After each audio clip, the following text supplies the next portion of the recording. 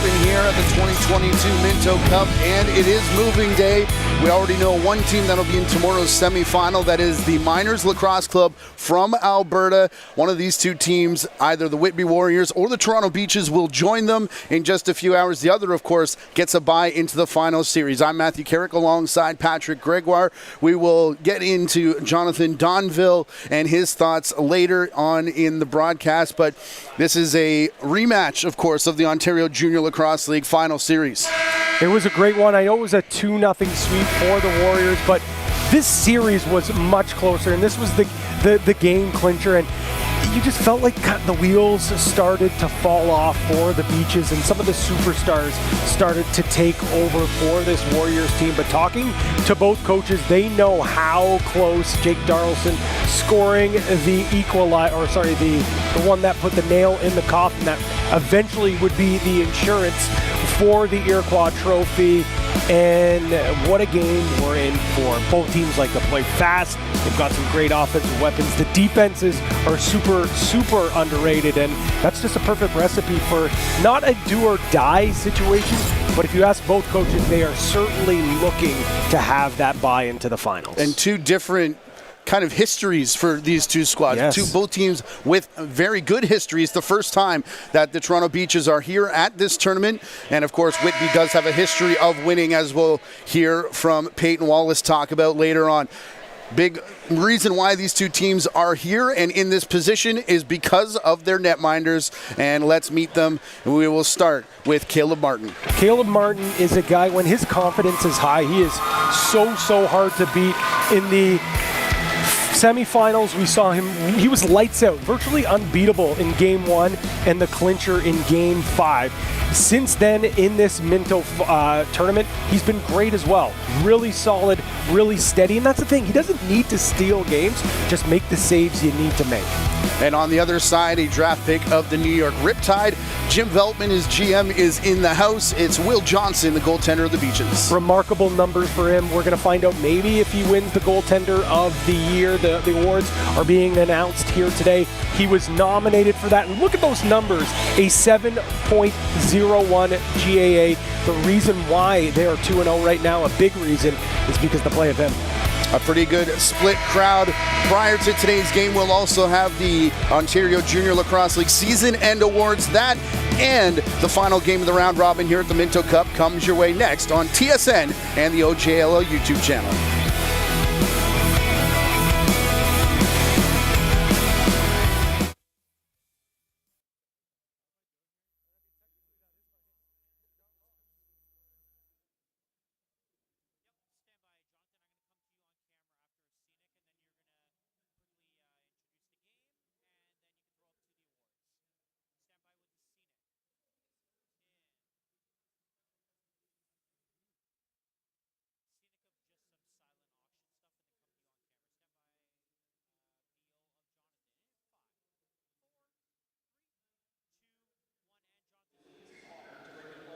Yeah, pretty simple here.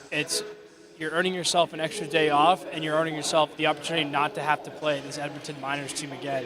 This has been such a competitive tournament all throughout. Basically all 1 and 2 goal games. Should be another good one here in the Battle of Ontario. Two teams who saw each other in the Ontario finals not too long ago now have had some time to reset, rethink their strategies, and it should be a great one tonight. Back up to you guys in the booth. Thank you very much, Jonathan. You see those folks there on the floor. They are going to be presenting some of the Ontario Junior Lacrosse League awards. Matt Bauman is the PA announcer here in-house. To present the Joe Newendike Award for Rookie of the Year. Fans, please give a big round of applause from the Toronto Beaches to Willem Firth.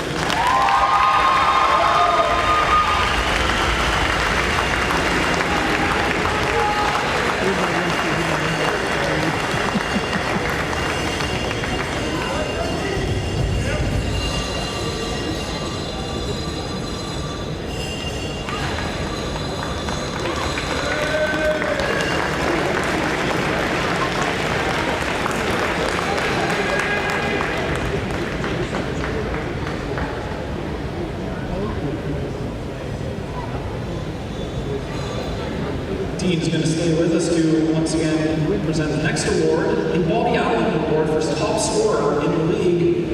From Mimico, Finley Thompson, accepting on his behalf, Keaton Thompson.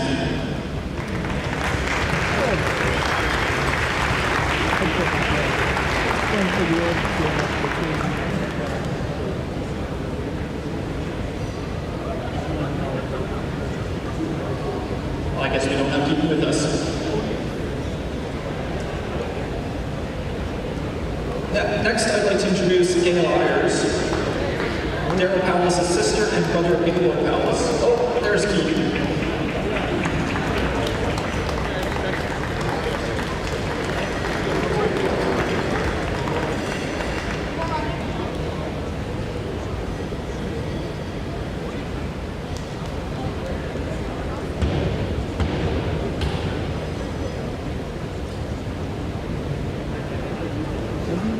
Next up, we have Gail Ayers, Daryl Powell's sister and brother of Gaylord. We will also invite David Anderson, Gaylord's grandson, to step forward and join his aunt and uncle for presentation of this award.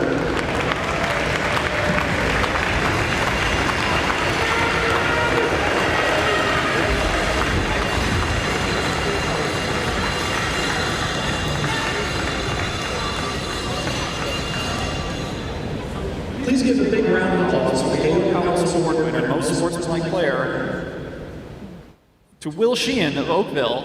Accepting on his behalf will be Mike Speech, the GM of Oakville.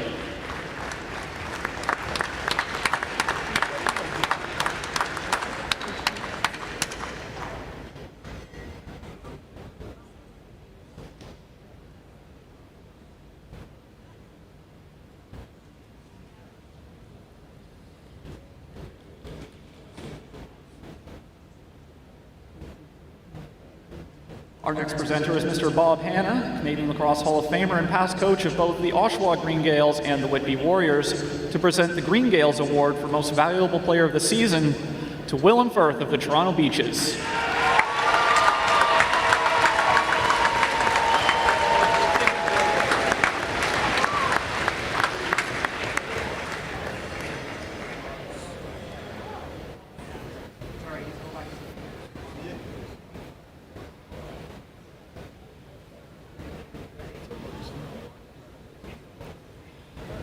Next presenter, Heather Mastane, sister of the late Gus McCauley, Canadian Lacrosse Hall of Famer, Minto and Man Cup champion.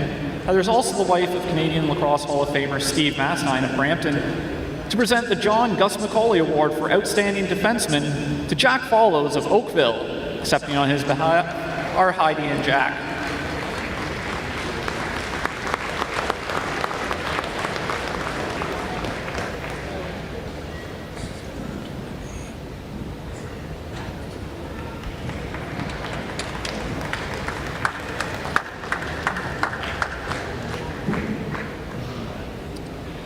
Our next presenter, OLA past president Jim Leeworthy, to give out the Robert Melville Award for fewest goals against to the goaltending team from Oakville, Aidan Walsh and Sam Haynes. Irene and Jeff Haynes here to accept on behalf of Sam.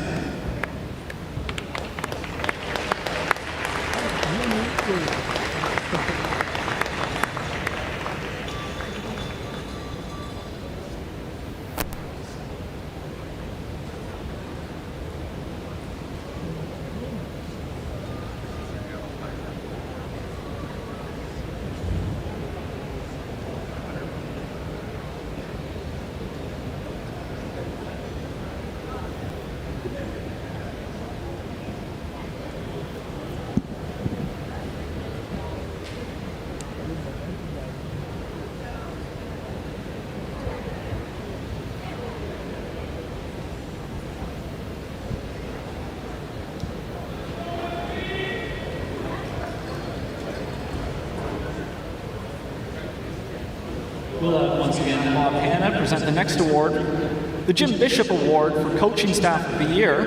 And I please ask Sean Williams to come forward to accept on behalf of the Whitby Warriors coaching staff, Phil Weatherup, Jim Dasper, Kevin Jenkins, Mitch Wild, Joe Watson.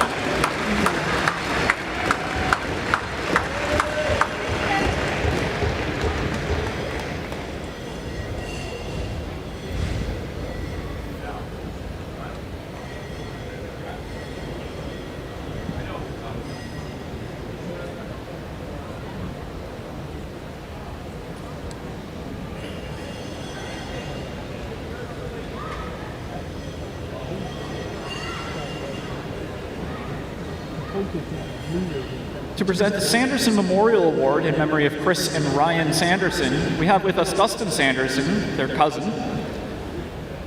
Give a big round of applause from the Toronto Beaches to Will Johnson.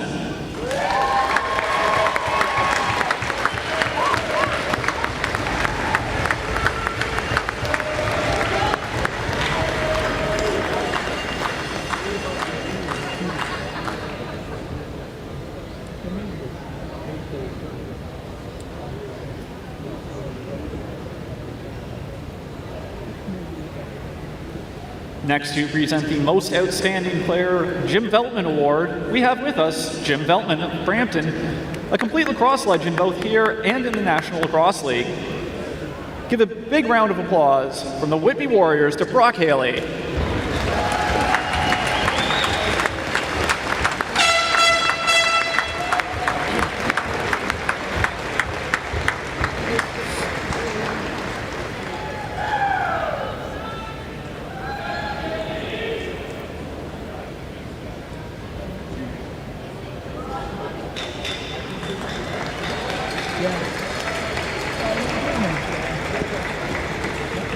We have Dustin Sanderson once again presenting the Terry Sanderson Award for Transition Player of the Year from Mimico Mountaineers, Justin Sykes.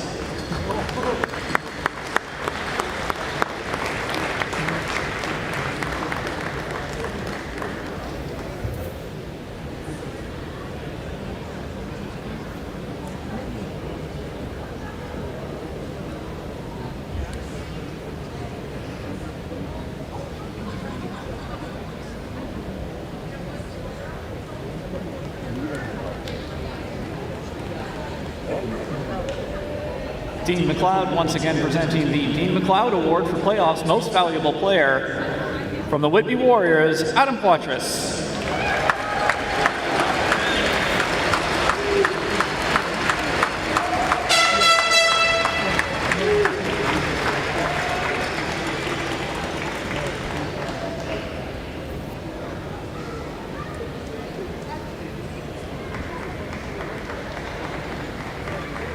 And finally, we have the Jack Biondo Award, Ontario Junior Lacrosse League's first and second All-Star teams.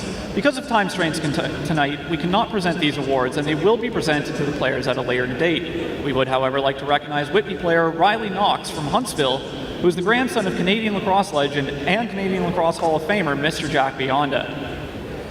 We would like to thank both teams for your indulgence and wish both teams the best of luck in tonight's game. Thank you very much. Let's have another round of applause for all our award winners tonight.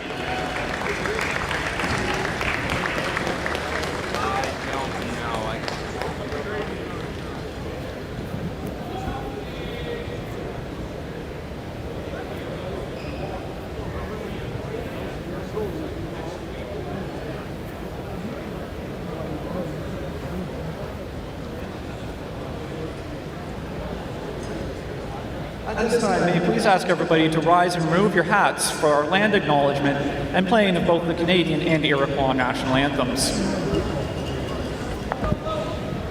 We would like to begin by acknowledging the land on which we gather, and which the region of Peel operates, is part of the treaty lands and territory of the Mississaugas of the Credit. For thousands of years, Indigenous peoples inhabited and cared for this land and continue to do so today. In particular, we acknowledge the territory of the Anishinaabeg, Huron-Wendat, Haudenosaunee, and Ojibwe Chippewa people. The land that is home to the Métis, and most recently, the territory of the Mississaugas of the Credit's a First Nation, who are direct descendants of the Mississauga of the Credit. We're grateful to have the opportunity to work on this land, and by doing so, give our respect to its first inhabitants. Thank you very much.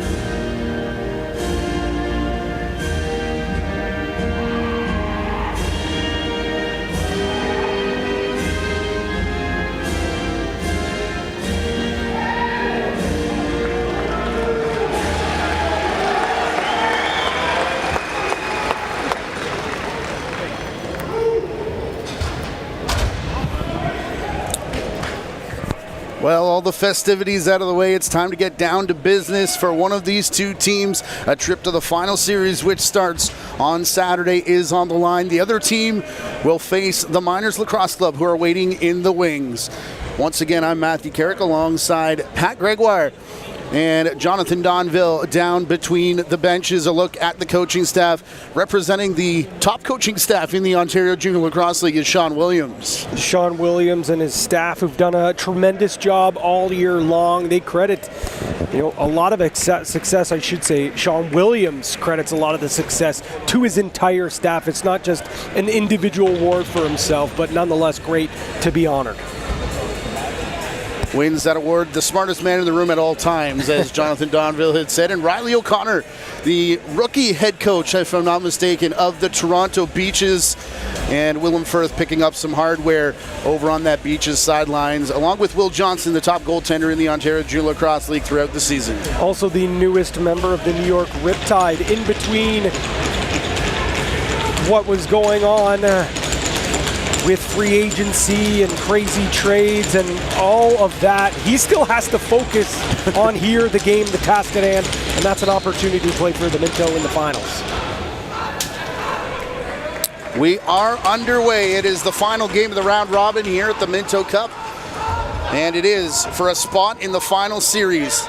Lucas Littlejohn getting things started here. Whitby in white. They are on the right bench on this side. Again, no really home or away benches here in the neutral site. Brock Hilly, low shot is bouncing in the feet of Johnston. We saw this yesterday, getting a little bit kind of first few shots, getting the ticker going a little bit early. Yeah, that almost was an identical shot, goes through him, trickles, but he's able to corral it, and Will Johnson's a goalie. If he can get his feet set, if he can plant and start to get into the rhythm, boy, bad news for shooters against him.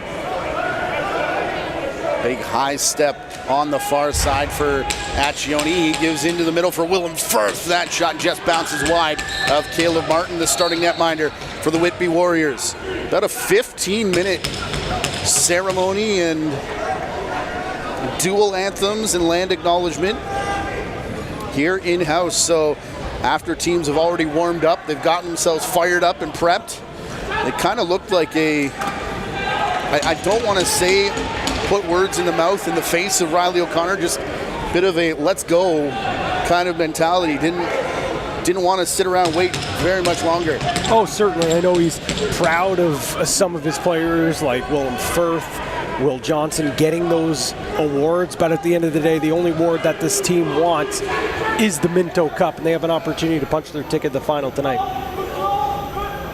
Feed through on the crease, and Peterkin got a little too much there of Scott Reed, and David Peterkin will draw the first penalty of today's game.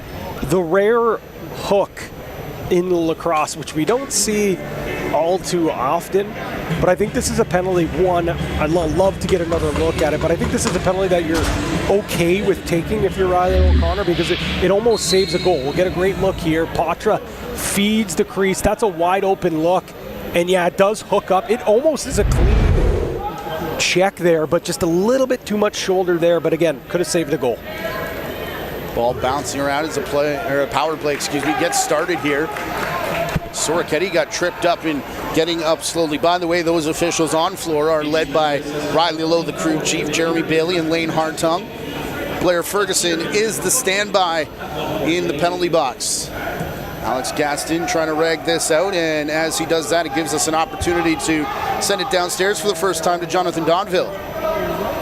Yeah, guys, Beach is sticking with the diamonds here on the power play, or on the penalty kill rather. Something we've talked about throughout this championship. Look for Gabe Soroketti, number 8. He's being left basically wide open. He's got to be a goal scorer here.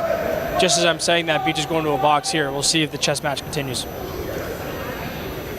Jonathan Donville loves his diamond versus box penalty kill setups. The reigning Minto Cup MVP, and Parker Pfeiffer had to pull it down a little bit. Patras, fans for Whitby want a shot here, and they got one from Little John. He's looking at the glove. I wonder if it hung up on something as that one skipped off the turf and then the glass before the 30-second expired. Yeah, Donnie loves the switching between the box and the diamond, because that's when he gets out there, gets to choose, okay, how am I going to burn the team here? Who am I? I'm going to find a backdoor look. I'm going to rip this top cheese. But in all seriousness, this is in a short tournament where you don't have a lot of time to install things.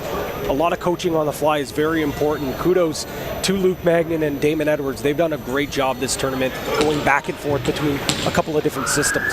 Ben McDonnell there taking Jacob Hickey's cut to the net attempt away.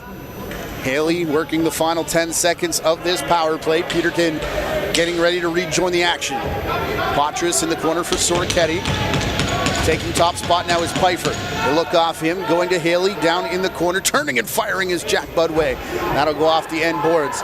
Racing for it was Pfeiffer, who got drilled into the boards in front of the Beach's bench, and the over and back was called. I thought the whistle might have been minor interference. Nothing minor about that hit, but it is Beach's ball. Yeah, Sean Williams wanted that call. I think he had a case. Peterkin could have realized he could have been off to the races. Instead, the old saying, as Jim Harbaugh says, the body craves contact, especially in these big games. You want to get that first hit out of your system. Here comes Hickey. Feeding across to Firth, back up top again. Hickey cutting through. That ball skipping into the corner. Scott Reed got there first.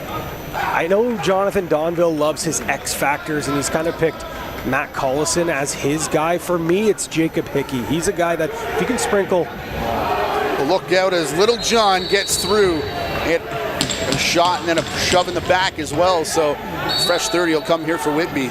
Go on, Patty. I was going to say, if he can sprinkle a goal or two, that could be an absolute game changer. He's a guy that grinds, sets good picks up loose ball, but if he can start scoring, look out.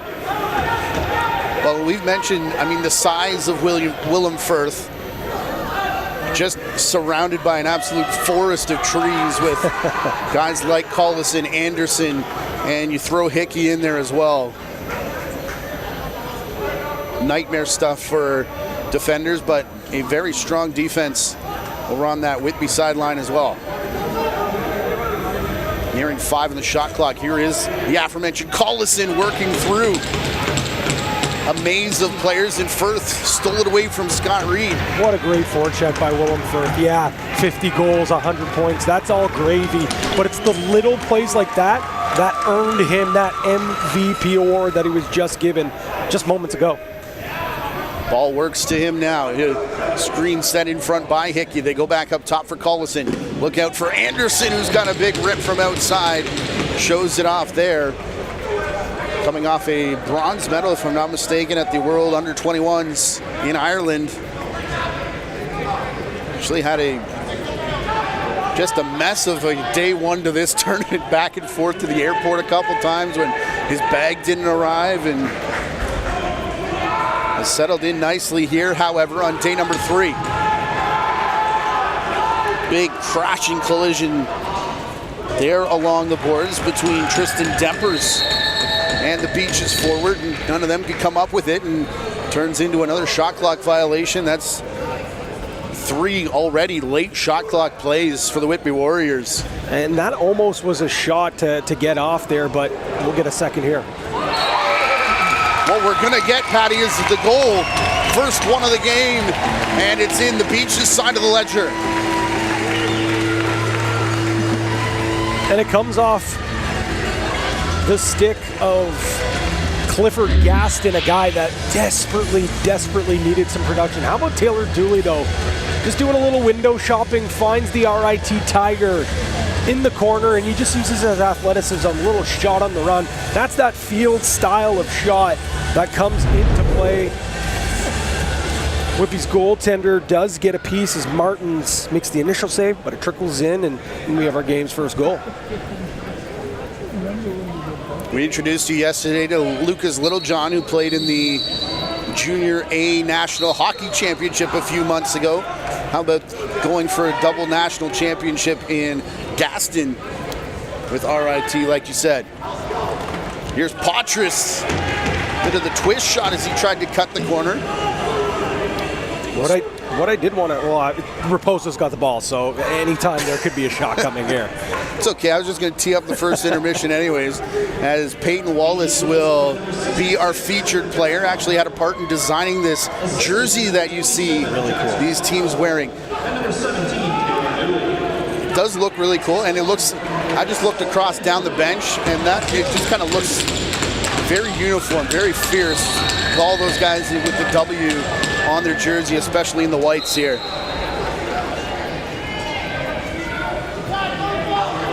Over and back.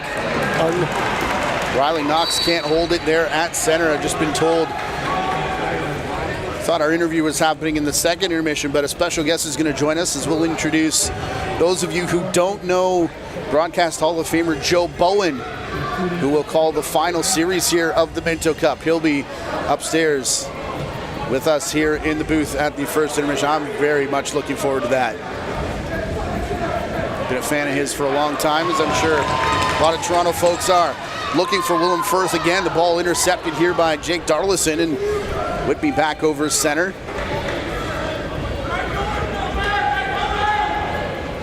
This is John Weller, who missed a majority of the back half of the playoffs for Whitby due to an injury that he sustained in the playoffs. And the 2-week cushion allowing him to get back healthy. Pfeiffer is in the crease before that ball goes in the net. I tell you, that kid, he just has the knack for the net, the flair for the dramatics. I know that goal doesn't count. We're going to get a great look here. I think this is the right call. Good collapse by Beach's defense. They play the body, but he's able to fight through that check. Just runs out of space.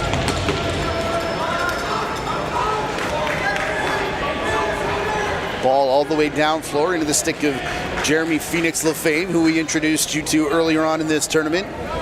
Draw player out of Quebec. He said at one point there was only about 400 junior or minor lacrosse players in the entire province. What a save from Martin, going low and then running through the crease. I believe that was Hickey. Big turnover here, Matt. Chance for the Beaches. Yeah, Hickey stole it. He'll give for Chris Harlan. Harlan in transition, spins back and gets drilled on the double team. Nice cutback move there from Kobe Hanser.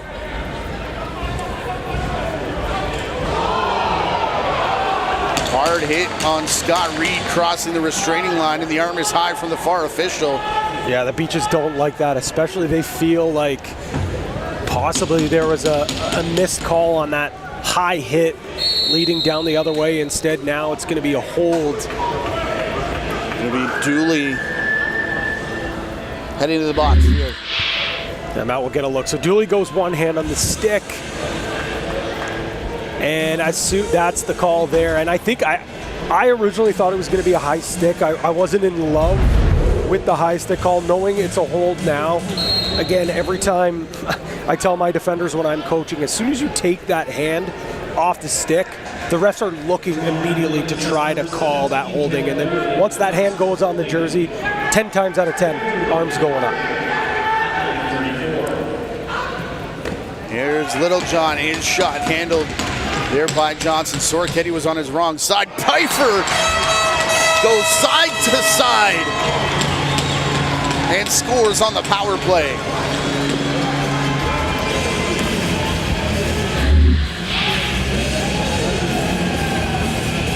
This Whitby Warriors defense or offense just has way too many weapons. Look at that beautiful move.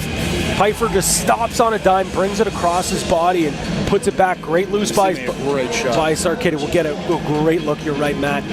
Robinson almost picks that off. Look, big fake here. Firth. Oh my God, that is just filthy. Johnson absolutely bit so hard there, and he's a guy that normally is not made to look silly, but there, an unbelievable fake and a better finish. Little John and Sorketti being credited with assists, and the oohs and ahs as that cutback move was showed on the video board here in-house. Shows you just what a good play it was. Man, Raposo, the number of pretty goals he's been denied on, and it's the ugly one that goes in. I think Raposo is now 1 for maybe about 37 1,700 in this tournament, but not for a lack of effort. Again, probably one that Caleb Martin's going to want back, but Raposo has been all over the floor, not just in this tournament, but all season long. He's a player that plays with so much aggression. He moves the ball well up the floor. He can shoot. This is a guy that started his junior career as an offensive player. They move him out the back door, and he has just been a game changer for this Beaches team ever since. And he's a guy that is a special talent. You're seeing him at the Minto Cup. You're going to be seeing this kid for a long time, whether it's with Johns Hopkins or whenever it's time to enter the draft. He's going to be a special talent. Jonathan Donville's between the benches. What do you got, Johnny? I'm to watch here on the face-off. Phoenix Lefebvre switching to a standing neutral grip style. Two guys who are taking a lot of face-offs in the field game. Lefebvre, I think, usually takes the face-offs with the knee down, switching to the standing style. The kind of battle we'll see in a field game. Also, Phoenix Lefebvre looking at the referee now on the whistle, something you'll see a lot of box guys do. I don't think he's been doing that. I believe that's an adjustment. First guy I remember doing that was Mike Atwood. Back in the day, would wait for the cheeks to puff out before he would go.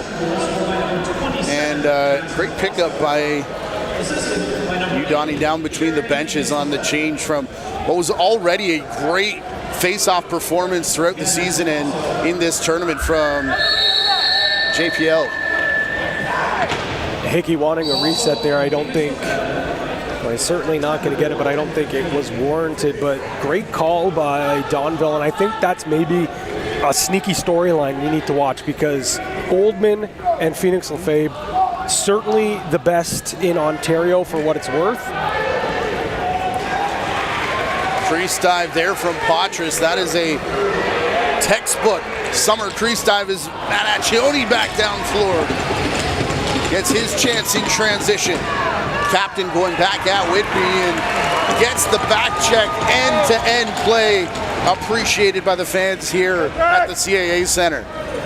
I mean, if you can't run through a brick wall after seeing your captain almost score and then chase down the man and break it up, that's just special stuff. That's a veteran, a guy that's hungry for a Minto Cup, just leaving it all out on the floor.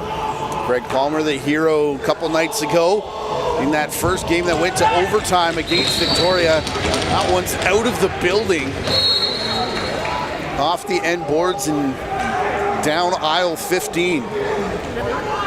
Headed down the 410. Here's Firth out of the corner. Hickey, high pass, too high for Anderson. It comes off the window straight back here for, Carter Schott, who had trouble with it right at center. Again, only 8 to get across that mid-floor line. Parker Pfeiffer. We'll slow things up now. Far side, Little John will return it to Soroketti. He goes down along the boards. Up top, Patras is setting a couple screens. He finds Pfeiffer on the crease, and they've gone to him about 3 or 4 times. I don't know if that's just something that he's, looking for or just getting himself open, but here's Patras on the reset. Far side, it's returned for Pfeiffer again. He'll take a low shot. That hits right off the leg of Jeremy Phoenix Lefebvre, and then Soroketti taken down on the crease, and Phoenix Lefebvre shoving with Pfeiffer as two teams that know each other very, very well, and maybe a little bit too well at this point in their seasons, with a lot on the line. Little John on the crease will extend Whitby's lead.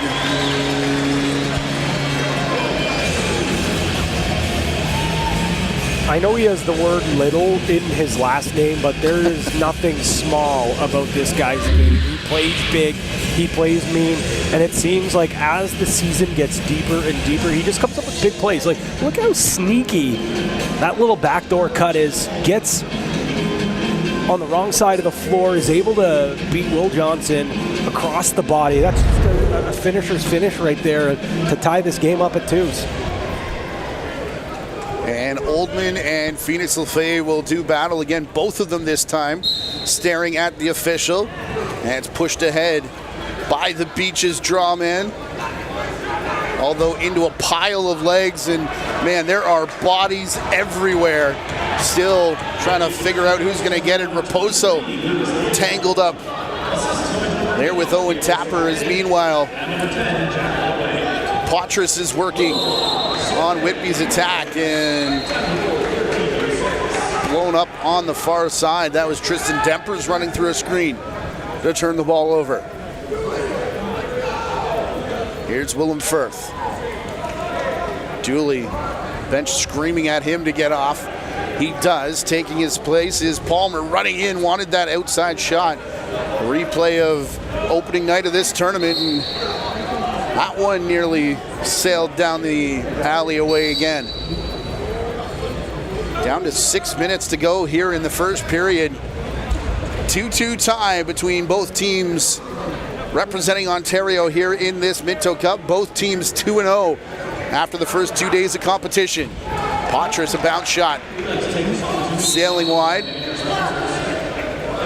Earlier today, if you missed it, we said goodbye to the victorious Shamrocks in this tournament. They finish 0-3, and coming out of a first night, look out here, Accioni on the crease, and that is Cam Accioni, Matt's brother, making good on their family name. Depth scoring certainly has come out here to play for the Toronto Beaches, as we saw Gaston score, but you'll see Accioni gets it down low and waits slow trot, and then boom, backdoor cut. I'm wide open. I'm just going to put this ball in the back of the net. That is a heads-up play from another veteran on this team. And again, great fake. That almost the exact same move that we saw Pfeiffer pull off, where they just stop, pull across the body, put it in the back of the net. Finish the point I was saying on opening night. There was a lot of people walking out of this building going, man, Victoria looks really strong in this tournament. Great offense, great defense, great goaltending, and just shows you how tight all 4 of these teams are, with them being the ones that have the early exit. Firth drilled there, and it was in the back, and we're going to get the call from the official. It'll be Colby Hanser. I think this is a cross-checking call, which he may be lucky for. Only the 2 and not the check from behind double minor. Yeah, I think that's the right call. We'll see Firth. He gets a healthy bump right from Hanser, right on the back there. The Whitby faithful not too thrilled here at the CAA Center, but I think that's the right call. Got to give something there, I believe. Of course, I agree. I don't think I would have agreed if it was more than that. So, and again, I know the refs don't like hearing this word, but game management. Collison, they were going back and forth with Hickey, and Martin did the exact same each and every time. Wow, what a save. Here is Peyton Wallace, who will be our second intermission guest. Ended up getting the ball taken away from him by Robinson. Matt, just quickly going back to what you said about Victoria, and I'm not trying to be hyperbolic, but like a couple of bounces here or there, there's no reason that this team couldn't be here right now at a perfect 2-0. Yep. There's no reason not to. That's just how tight this tournament is. Spinning shot off the end glass, and I was thinking about it on the drive home and thinking about it on the drive here today. It's okay to get beat by a better team. Yeah. I don't think any of the teams, even the minors that actually heads up, Donnie, coming your way, bud. I know you're right in the middle of the action a few nights ago, but I don't think there is any team in this that have beat themselves to this point out of any of the teams that have lost. Firth setting up this power play again, down to about 35 seconds left in it, and we're under 4 in the period with Firth looking for Collison. Under 10 on the shot clock as well. Firth will fake the pass, take the shot high off the end glass. And this one's going to go nearly the length of the floor. They're giving the reset. That must have hit Martin, I guess. I was waiting for the over and back call, but there's Collison ripping it off the shoulder of Martin. Collison with it again. Firth slowing things down, under 5 on the penalty timer. Collison feeding through. That might have been intended for Hickey. He'll get it now on the no-look pass. Back to the crease for Firth. No time for him to get a shot. Look out, there's Anderson from his favorite spot on the floor. Good hands. Good hands. Quebec represented well down on the floor and here in aisle 4.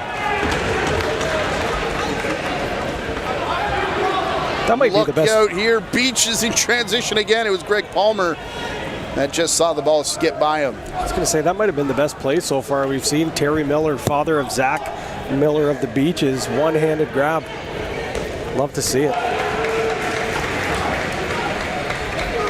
Had a chance to meet their family. I did for the first time today. I know you've known them for a little bit.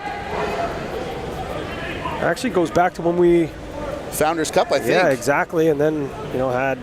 So maybe it's not my first time. If it isn't, I apologize to them. Man, Martin has been taking away that cross crease pass all night long. Look out, here is Hickey went after Little John with the bomb doors open. And Patras! Come on, over the shoulder. It's plays like this why he was named the playoff MVP and up for the MVP award. We're going to start in the other end. That big stop from Caleb Martin, who has just been denying people back and forth. Pfeiffer throws a dime. We'll see another great play. Little John just throws the truck stick. Perfect, right on the pass. Behind the back. How are ya? And again, oohs and ahs here in the building. Early movement from Oldman. I honestly don't think there's a shot that Poitras doesn't have. Like, he'll throw the twister, he'll go overhand, he'll go underhand, a little skipper, and then he just shows, yeah, I'll go backhand too. Yeah, why not? I haven't scored this way in a couple days. Why don't we try that out? Hickey for Firth. You want to talk guys who can score in different ways. Firth will see what Anderson can do, though. Fakes the shot and drives to the net and brings it off the shoulder of Martin. Cam Accioni with it for Anderson on the run. His low shot lost in the corner. Back to pick it up is Hickey going high looking for Gaston. Couldn't bring it down. Cross floor there for Hickey. That caught a piece of Ben McDonnell on its way through. Back down to first, cuts under the defender, then got drilled on his way to the crease. Ended up landing in the crease. And Jake Darlison will bring it across center as we're closing in on the final minute here of the first period. As we get there, we remind you that both teams do have 2 timeouts to work with. Can use 1 per period if they so choose. Brock Haley, most outstanding player of the OJLL, announced before this game. Patras gets the low shot from the outside through the legs of Johnson.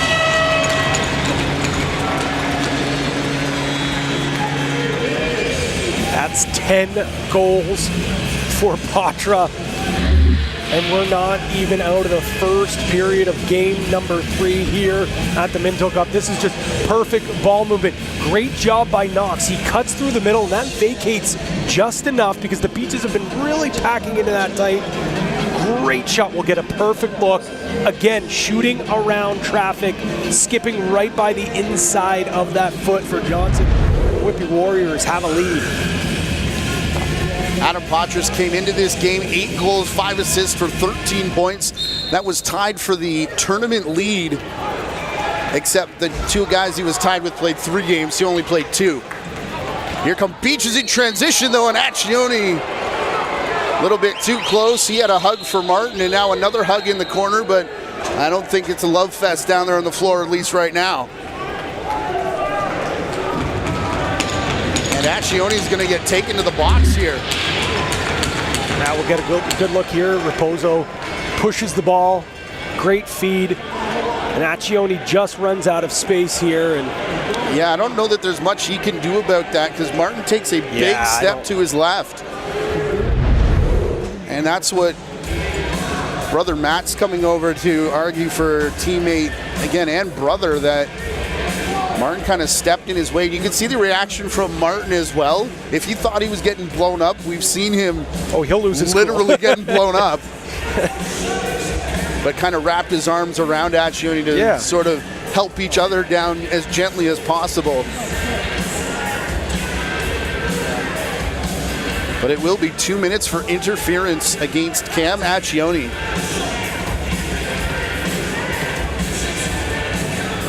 The counter argument to that, of course, is if you come back the other way and Patras gets a piece of the most outstanding goaltender in the OJLL on the next possession, you probably have an issue. No doubt about that. As you get a good look at the coaching staff of the year, right there with Phil Weatherup and Jim Dasberg as well. This staff has just done such a good job this year, continuing on through the Minto as well. And by far our best crowd of the week so far, as it's been slowly building throughout the tournament, and I'm sure that it will as we get closer to the weekend and people don't need to come here from work. And maybe some of the construction in the area shuts down for a few minutes too. Highly unlikely. Last night was my first time going to my actual home, and it was an adventure. Well, you don't live in this in the arena? Is that what you're telling us? I'm starting to wonder. In all honesty, though, where would you rather be right now in the Minto Cup? It's 4 of the best teams, if not the best teams in the country, and we're on display right now. 2 undefeated teams. I know you still are able to continue your tournament if you lose here, but that bye, just look at the history. The teams that get that bye to the finals, there's just a higher success rate in winning. Well, talk to anybody on the Toronto Beaches side. They're here because they're the second place team in Ontario. Mm-hmm. They want the win. They don't want to just be getting in because the rules say they're allowed to be here. They wanted to win the Ontario title. I'm sure they want the bye as much as the other team on the other side in Whitby. Jonathan Donville is downstairs between the benches out of the timeout. What are you expecting here on the final play, Jonathan? Yeah, guys, I was going to say, oftentimes in this tournament, when you think of the first place seed as just getting this game's for an extra day off, that Edmonton Miners team is dynamite. This is for some safety here. This play-in game is no formality here. Neither of these teams want to see that Edmonton team again. They both got taken to the brink by them. This is a big game for the day off, but more importantly, for a little bit of safety. That is a fantastic point. Goaltender remains in the net as it is a power play. It'll be Little John working through Patras, and now in the corner, Sorketti. Haley has Pfeiffer. Lane opens up. Pfeiffer cutting to the net, and post taken away by Will Johnston there. And it will be 4-3 for the Toronto Beaches, leading after one.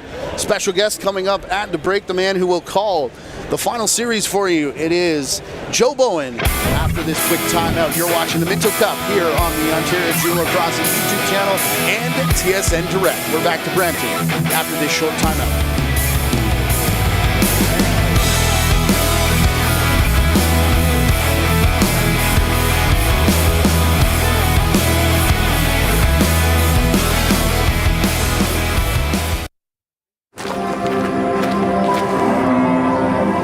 On our family dairy farm, there's a saying that the sun doesn't start the day, we do.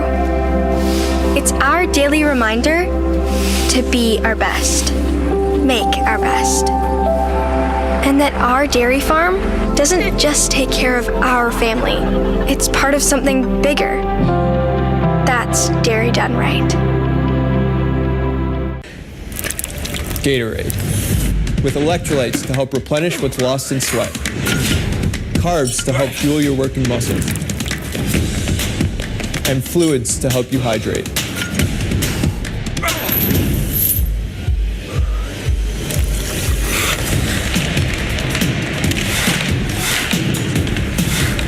Rehydrate, replenish, refuel. Scientifically formulated so you never stop competing. Gatorade.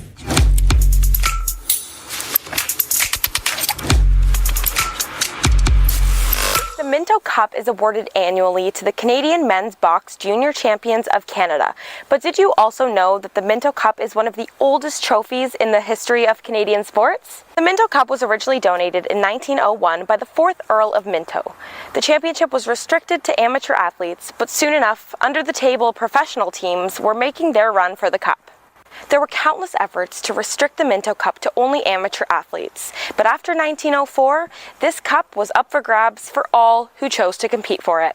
They then decided that in 1910, the Man Cup would be given to the champions of the Amateur League, and the Minto would still be awarded to the winners of the Professional League. Finally, in 1924, when the Coast Professional League folded, the Minto Cup was placed into storage. After 12 long years of inactivity, the Canadian Lacrosse Association decided to revive the Minto Cup Championship, but this time award it to the Junior Champions of Canada. However, they did face a hurdle as they could not find where the Minto Cup trophy was kept. So stay tuned for more on the history of the Minto Cup.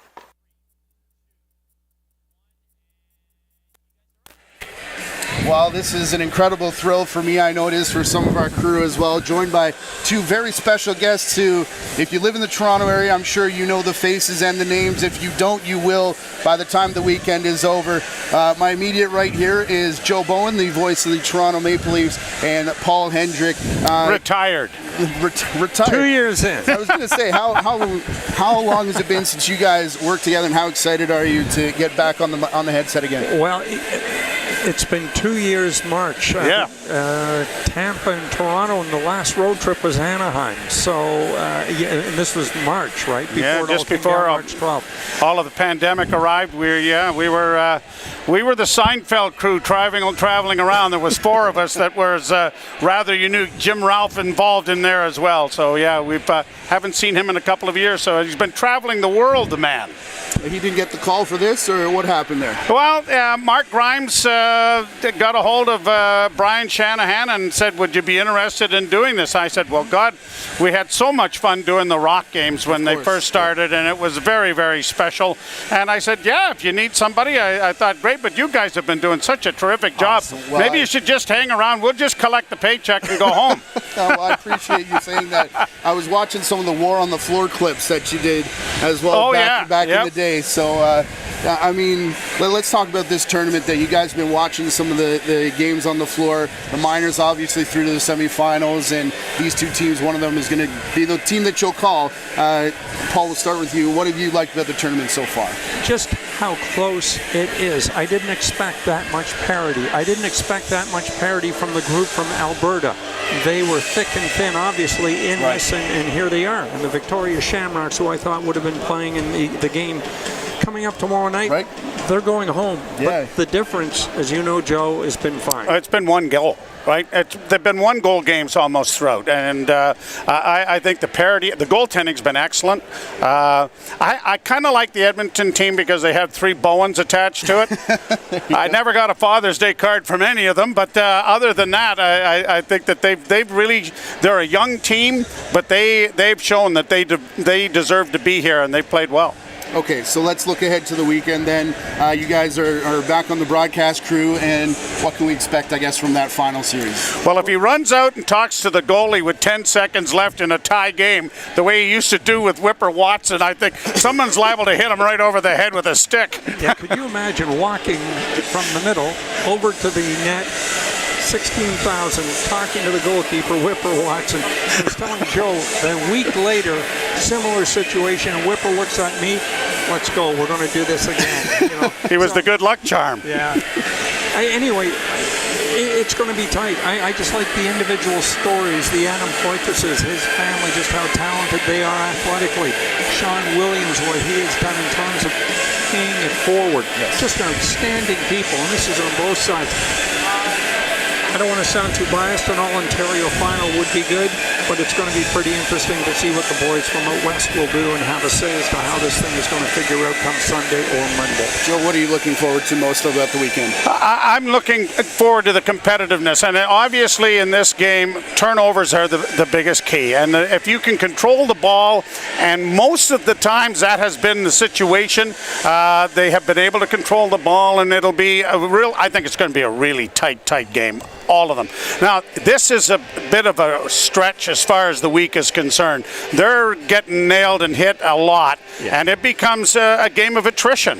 And it'll be interesting to see what's still left in the tank by the time they may have to play 3 games on the weekend, including a Monday. That's why they're kicking us out. In the war of attrition, we won't have anything left by the weekend. So, final question I'll leave to you. Notre Dame, Big Ten, what's happening there? No. We're going to soak NBC for about $150 billion and remain independent. And the lacrosse program down there is terrific as well. Absolutely. Yeah, for sure. Fantastic stuff. Paul Hendrick, Joe Bowen, and Brian Shanahan will be the voices you'll hear on the weekend as they call the Minto Cup finals here. But when we come back, we do have second period action. It's a rematch of the Ontario finals. One of those teams will book their ticket along with these gentlemen. What a thrill for me again. Thank you, boys, for being here. Thanks, Matt. The rest of you, we'll talk to you when we come back here on TSN Direct and on YouTube.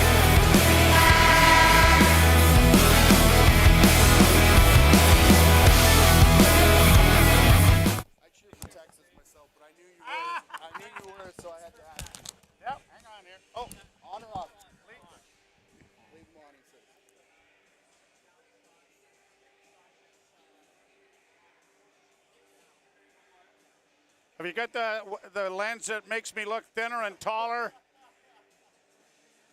Me too. Yeah, we're going down to Notre Dame to see the play now. And then we're pressing on the green. Oh, awesome. That's great. I appreciate that. These guys are wizards, man. I have one silver dress drawn for 1 more day.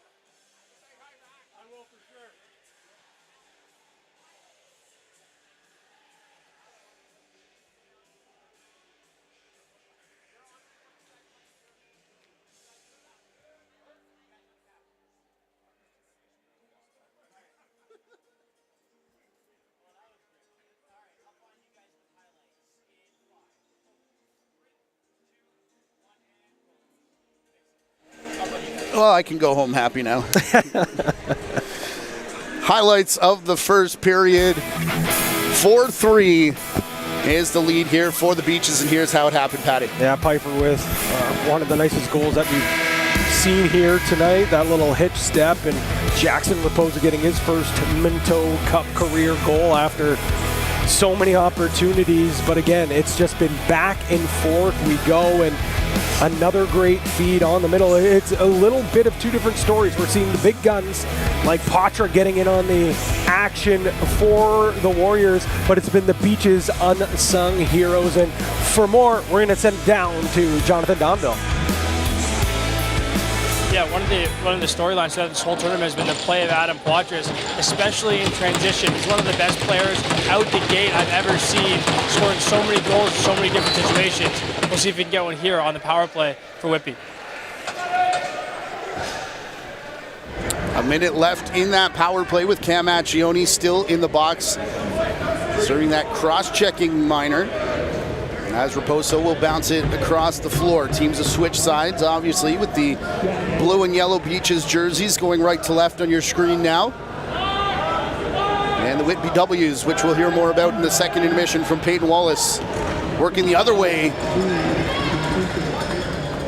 I tell you, man, Hickey's starting to heat up. I know he hasn't scored yet, but he's getting some great opportunities. It's only a matter of time until it explodes here, and that would be huge for this Beaches offense. Patras across with Haley. Taking top spot now is Little John. They'll put it down into the corner. No shot for Soroketti, so they work it back for Haley. Always a decent option, and this could be why. But Will Johnson there to take the shot away. Great play by Robinson to pick up that loose ball, roll away from traffic, and just casually pass it to Raposo. Just every time Robinson steps on the floor, he's getting it better. This is a guy that is originally a forward. This is his first season of playing full defense. The sky's the limit for him. And while we've got a sec, the OJLL would like to thank the City of Brampton for their support of the 2022 Minto Cup. It's been an amazing city hosting the tournament, and if you're looking for great activities to do in Brampton, check out Experience Brampton. And I assume that means after the weekend, because if you come here this weekend and do something else, you've done it completely incorrect. At the Minto Cup is where you can follow along on social media. They've been giving score updates. A few little behind the scenes things happening as well, and they are all across your favorite social media channels. Long outside shot from Collison, saved by Martin. He's not sure where it is, rolling around in his crease. But it is indeed picked up, and Owen Tapper will come up the near side. Tapper running down in the corner, and as he peels out, gives us a chance to go down to Jonathan Donville between the benches. Yeah, you called it, Maddie. I'll let Haley go to the net here. You called it there with Tapper, but look for in the second period the left-handed defensemen for Whitby to really impose themselves in this game. That's Darlison and Tapper especially, and look for Poitras to play more defense here. They were outstanding yesterday, getting up the far side away from the benches and queuing offense, especially Darlison, but Tapper can do it too. Keep an eye out on those left-handed Whitby defenders to be very aggressive here. A reminder as well, if you're watching on YouTube, you can subscribe to the channel, and if your notifications are on, you won't miss any of the action throughout this tournament. And we, of course, like to welcome everyone watching on TSN Direct. Bouncing ball there. McDonnell took care of Hickey so that Peyton Wallace could recover the loose ball.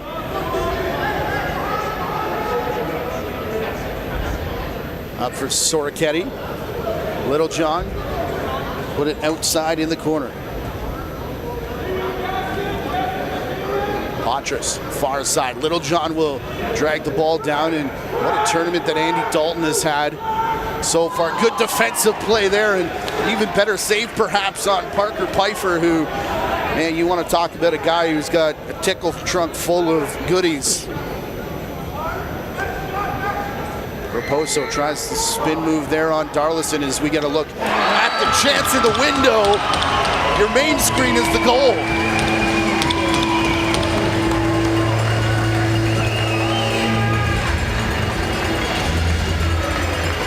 This is great news if you're a Toronto Beaches fan, and it could be a nightmare if you're a fan of the Whitby Warriors. Jackson Raposo is starting to find the back of the net. One of the more entertaining players that we've seen. Big swim move, fights through a couple of soft checks, and then throws that fadeaway. Will get a great look here right between the wickets on Martin. And J-Rap, as they call him on the team, has 2 goals here to tie this up at 4, Matt.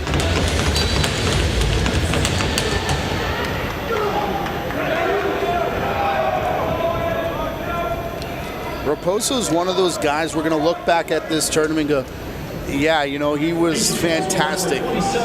May not win like an MVP or a scoring title or anything like that, but I mean, he kind of reminds me of back, our first tournament was 2012 that we started doing, and the Noble brothers burst onto the scene there. Just those little, just stay in your lane, do your thing, and just lead your team that way without putting up big numbers.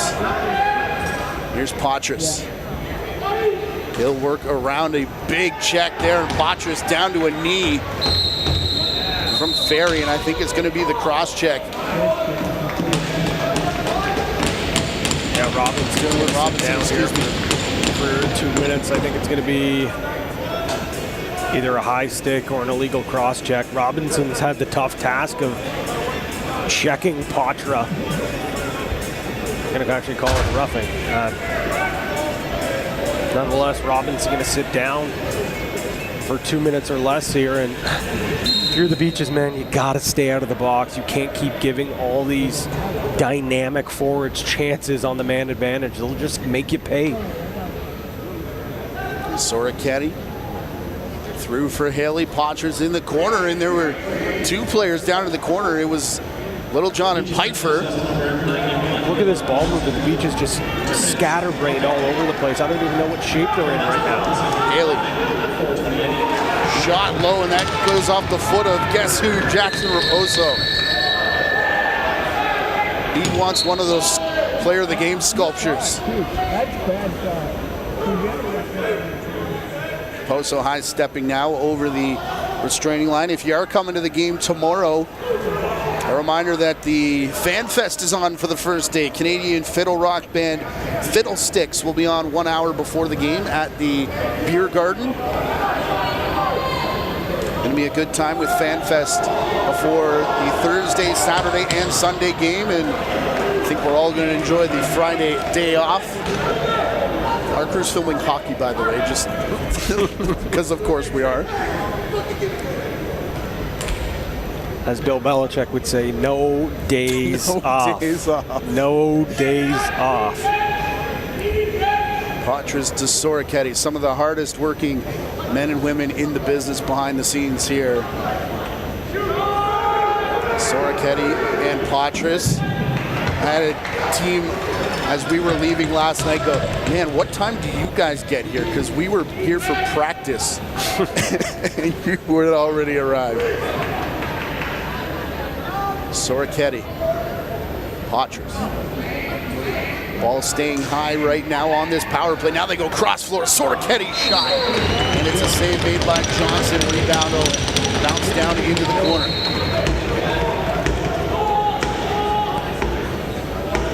Soroketi, Patras. Message has been passed, Donnie. Big collision through the middle. That got both benches up in arms, but does result in a shot from the outside. Scott Reed trying to beat the shot clock. He will as it hits in on Johnson, and then collision there between Phoenix Lefebvre and Scott Reed. Reed, another player who was injured through the playoffs for the Whitby Warriors, came back for the last 2 games and was absolutely dynamite defensively for the Ontario champions. Firth dive play there, and we get a pile up in the blue paint. I think that was Collison who turned the corner, and this is the play that I was kind of afraid we might see later on after that penalty in the first period. Yeah, that's fine. I mean, it's his own player who knocks off his helmet, so.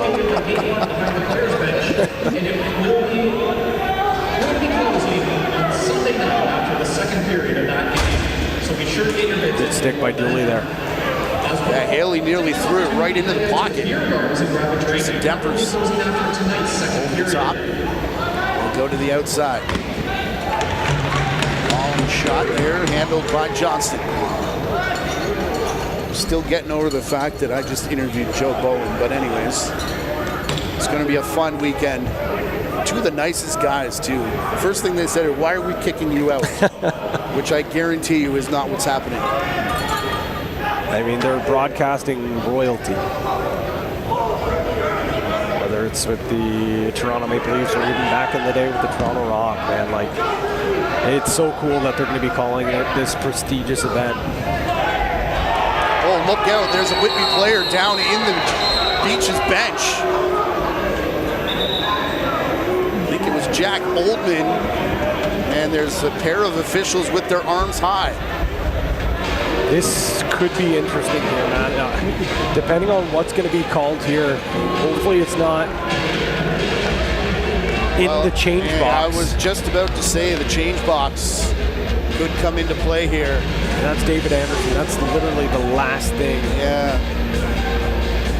The Beaches need your most dynamic righty forward. But we'll get a great look here, Matt. And again, I honestly, if that door's not open, I don't think there's much going on here. But because the door's open, it's a bit of a dangerous play. Anderson gives him a shove, so of course there's going to be a. But here's the thing: it's in the change box. Like, what are you going to do if you're calling that a penalty? I think that's what the three officials are saying now. Like, if we've got something, the rule is pretty clear that it doesn't matter what the something is. And that's almost where you kind of hope official swallows the whistle there. And again, of course, but if a player goes and sits in another player's bench, I mean, the potential for this to get very ugly is there, just like it was in the Grease call back on the other side. So, and you can tell right now that you can see the benches, both of them looking for different things. We're going to obviously. I think the officials are doing the Beaches a favor here because they gave Anderson 2 for interference and a 10-minute misconduct. Kind of game management in the rules as I invent words on the fly. Jonathan, I don't know if you have any more insight down between the benches there, but what are you hearing? And I don't know, your thoughts on game management maybe, if we can keep it clean enough?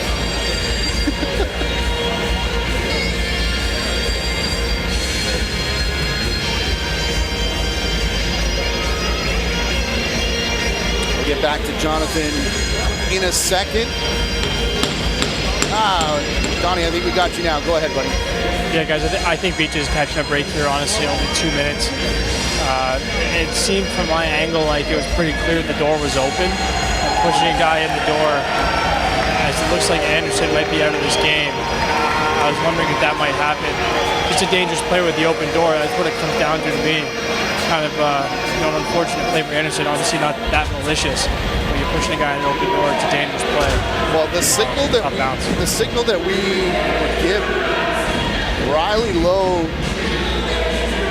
had signaled. I'm trying to hear what the chant is. You can't do that, I believe is what they're saying.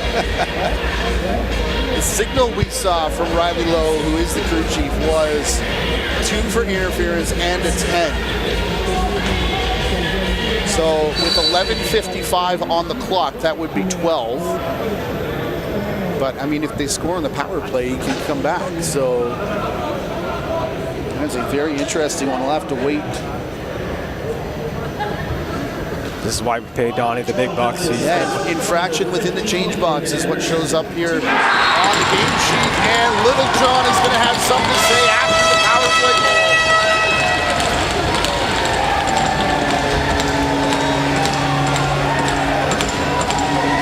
second power play marker of the game for Whitby. Lucas Littlejohn just continues to build his legacy. A box and one, which we've seen the Warriors run in the past with Tanner Cook a few years ago. Insert Lucas Littlejohn, catch, release, soaks a couple of hits, but puts it in the back of the net for his second goal of the game. This guy thrives in the big moments. He's a tremendous athlete. You talked about how he's already been in a Canadian Junior Championship in hockey. Now he's here. The guy is an absolute bona fide baller.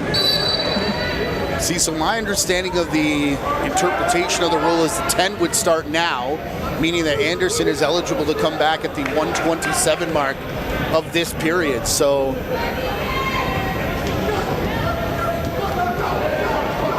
Shane Hubbard, if you're watching. Again, my understanding, I thought when it was a change or a hit in the box, I thought it was a major in a game. Then again, we will have to get that confirmed. But on the board, we saw the 2. Yeah, and the announcer, Matt Malman, is announcing a game misconduct for the change box infraction. There you go. Standby official, Blair Ferguson, standing right next to him. Sorketti, cross floor. Finding the shot clock, and they make it count again. Warriors threaten to go on a roll here.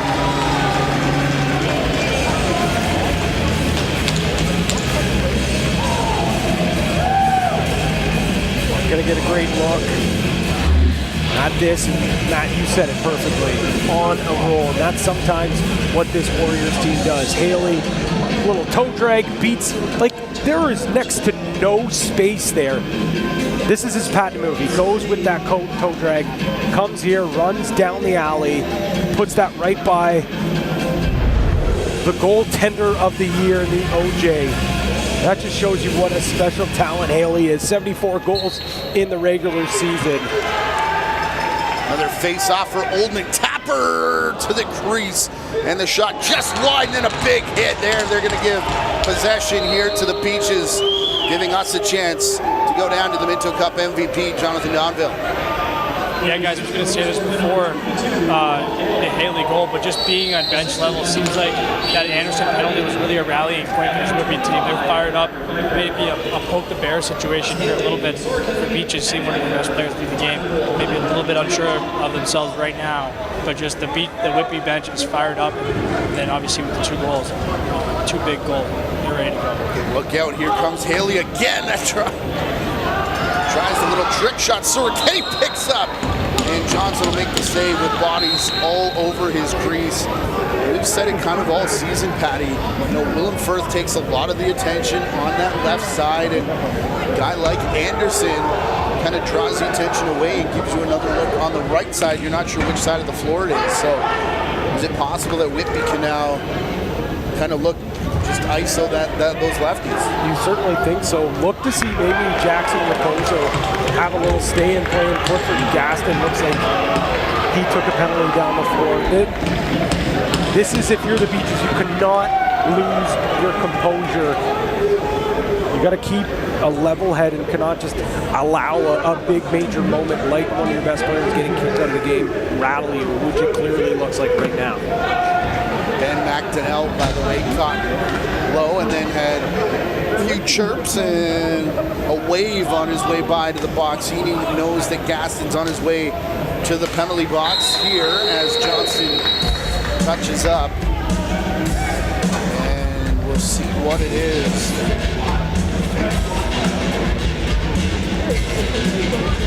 McDonnell, I believe, thought it was going to be more than just the 2 for the slash. So here's the initial scrum, and that's what Gaston's upset about. He gets a little bit of a heavy whack at, oh my goodness. Ow. My goodness. That's, yeah. Everybody in the building kind of had the same reaction you just did.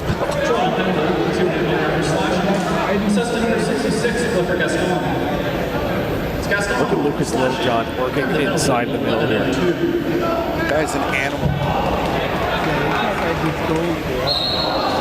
Quick stick down from the crease, and Soroketti forcing Johnson into another save. We keep calling them the big three on offense in Haley, Potras, and Pfeiffer. They have 9 points today. Littlejohn by himself has 4. Wow.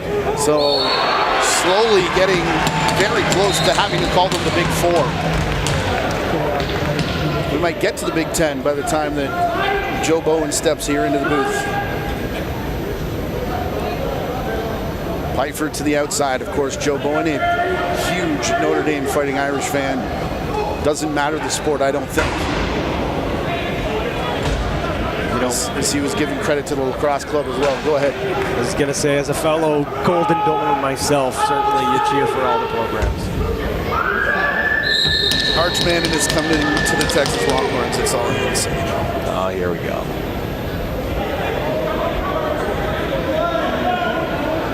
Eventually, someone's going to have to pick up this ball that has just rolled about 65 feet. It will be Cam Accioni. 45 seconds left to kill here on the penalty to Gaston.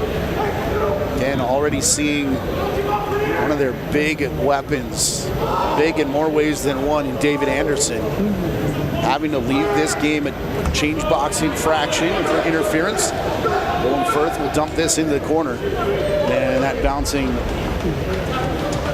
away from Jacob Hickey.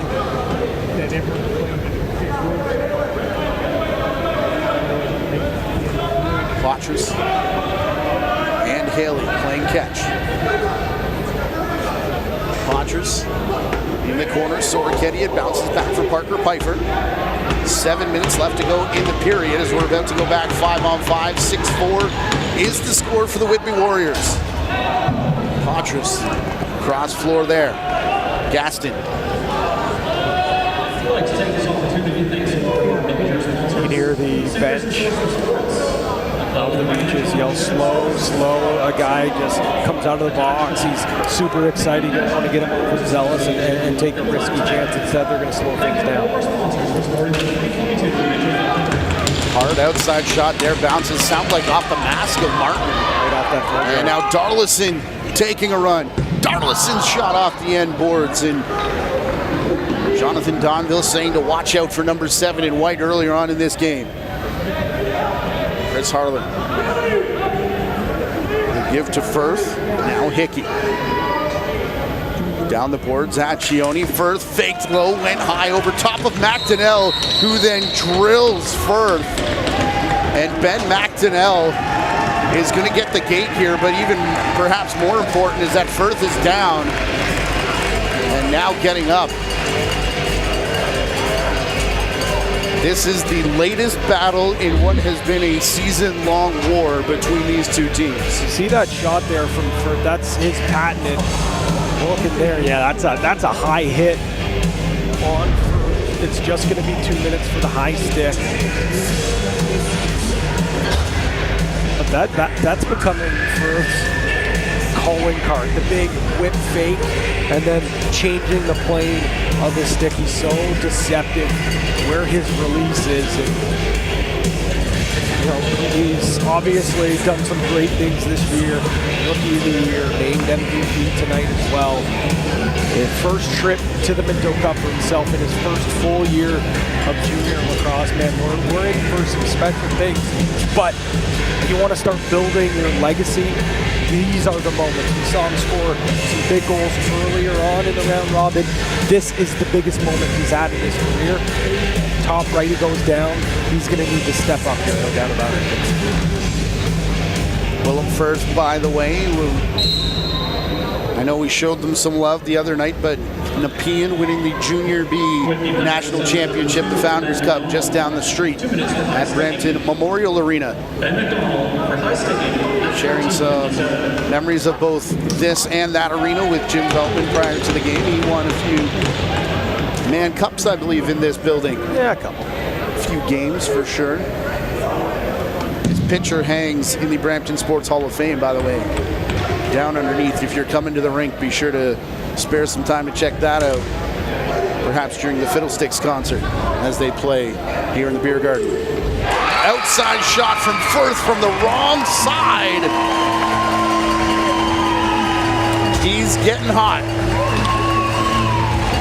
Pure filth from Firth.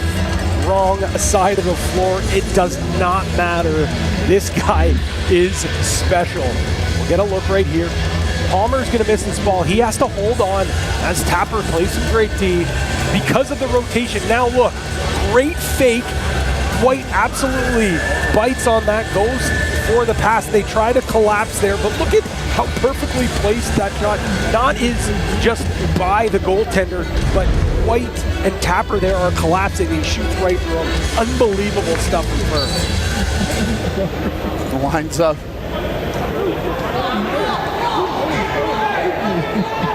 I thought that was him lining up for the face-off alongside Patra saying, yeah, I just did that. Could you imagine the conversations those two could have about shots that they get to take from the left side of the floor? Goodness. Patras with it now. Again, recognizes him with that red-headed stick.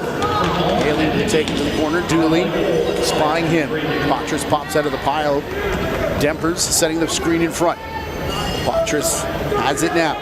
Back for Dempers again. Darlison now screening players out of the way. Haley wants it back. Dempers will take it to the corner, and it won't get to Haley. It'll come near center. That might have been real close. And remember, game number 1, it was the Beaches Gaston that was called for a very, very close to the whistle delay of game call.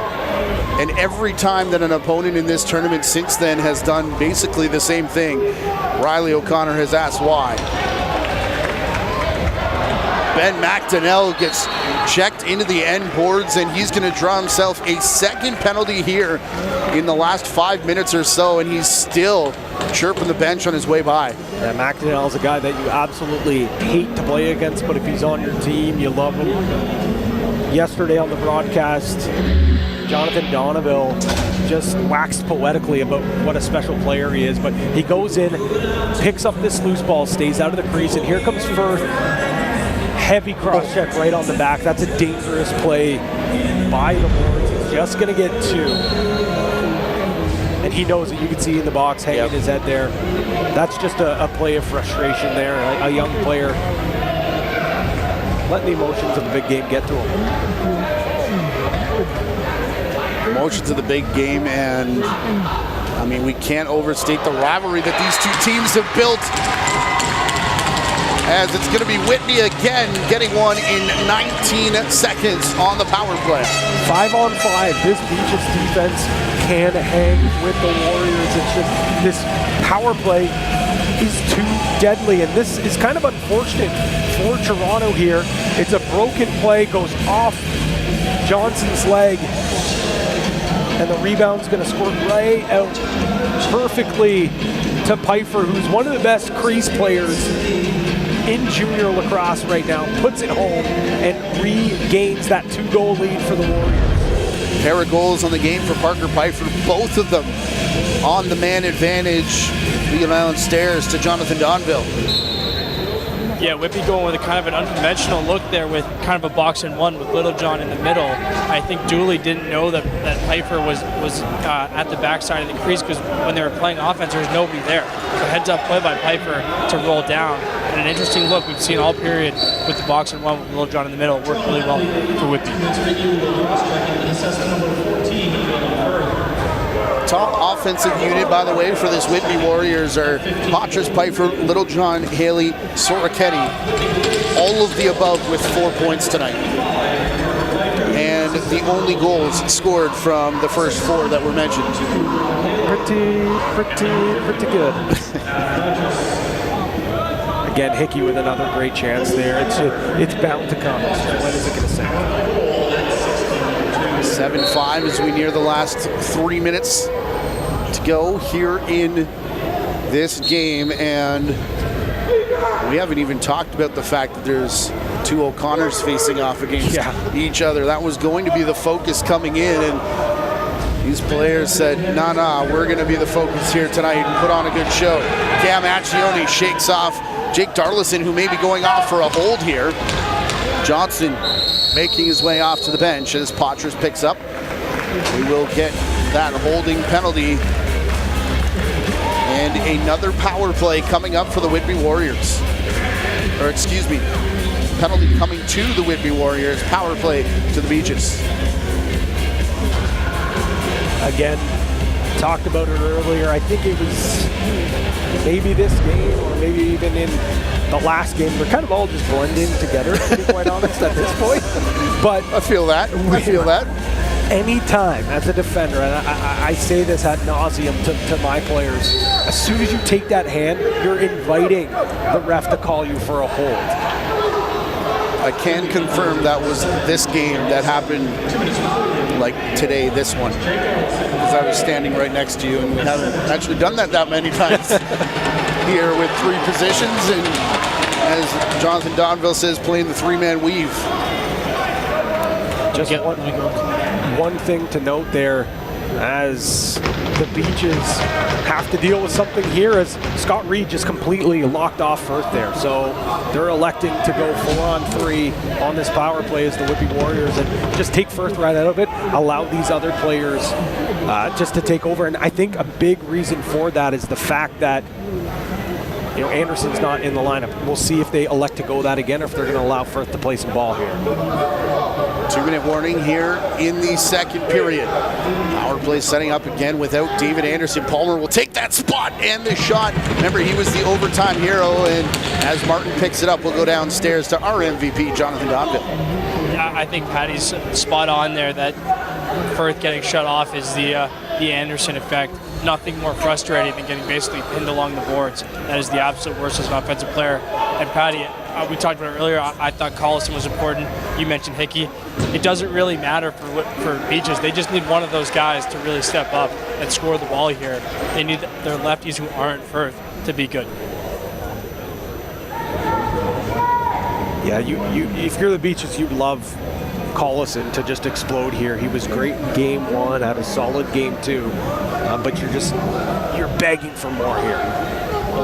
We've seen that throughout this tournament. All 4 teams, I mean, one night you get a huge performance from one guy, you go, man, he's going to be MVP for sure, as the empty net is missed there by Gaston, and then they come back out the next day and 1 assist. But it's somebody else that gets the 5-point night. Window showing you a chance. That just happened back to our left-hand side. Here's Haley. So close. Out for Potras. He's going to slow it down. Shot clock. He's going to take the game clock basically in half as Parker Pfeiffer went down. Dooley saying he went down a little too easy and arguing with the FAR official. We've got 2 penalties here on the floor to the Beaches. This should be a stoppage. And it is. It's going to be Andy Dalton for a slash and Taylor Dooley for a cross-check, I think. He had the initial one, and he's talked the entire way. I believe that's Lane Harntog.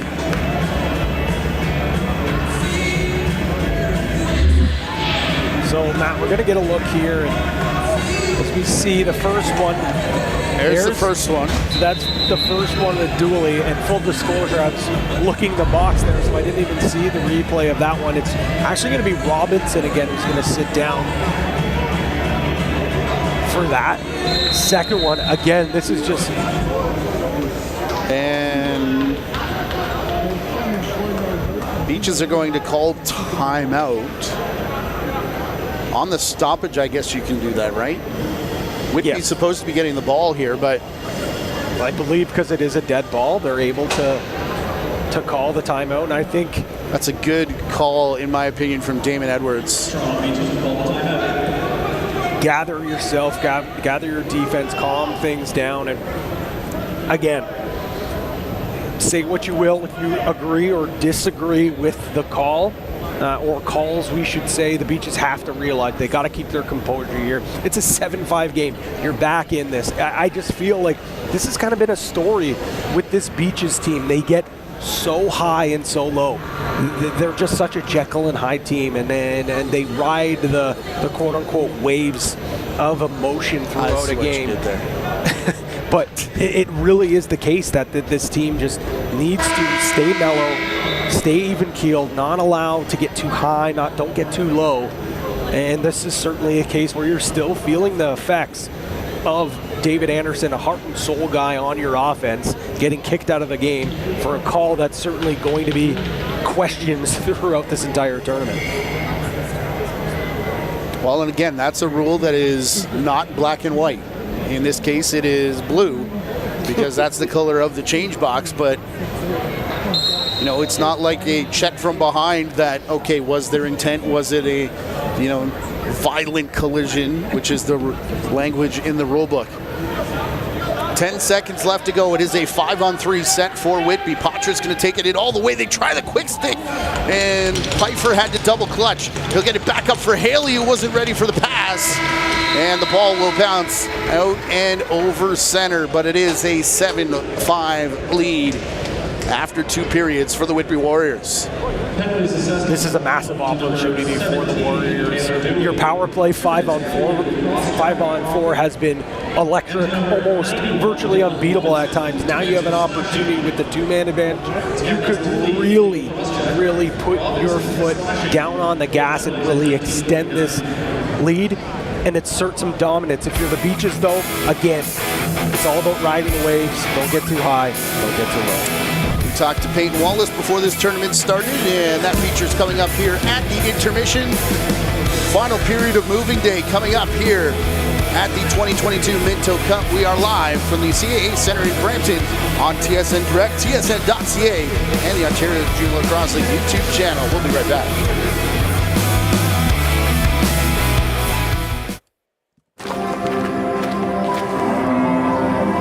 On our family dairy farm, there's a saying that the sun doesn't start the day, we do.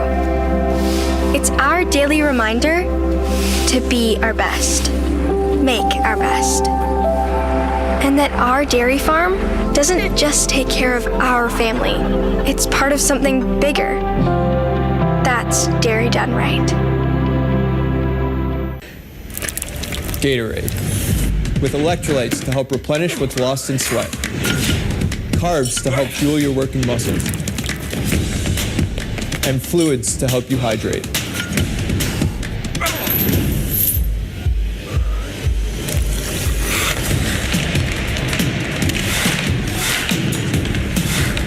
Rehydrate, replenish, refuel. Scientifically formulated so you never stop competing. Gatorade.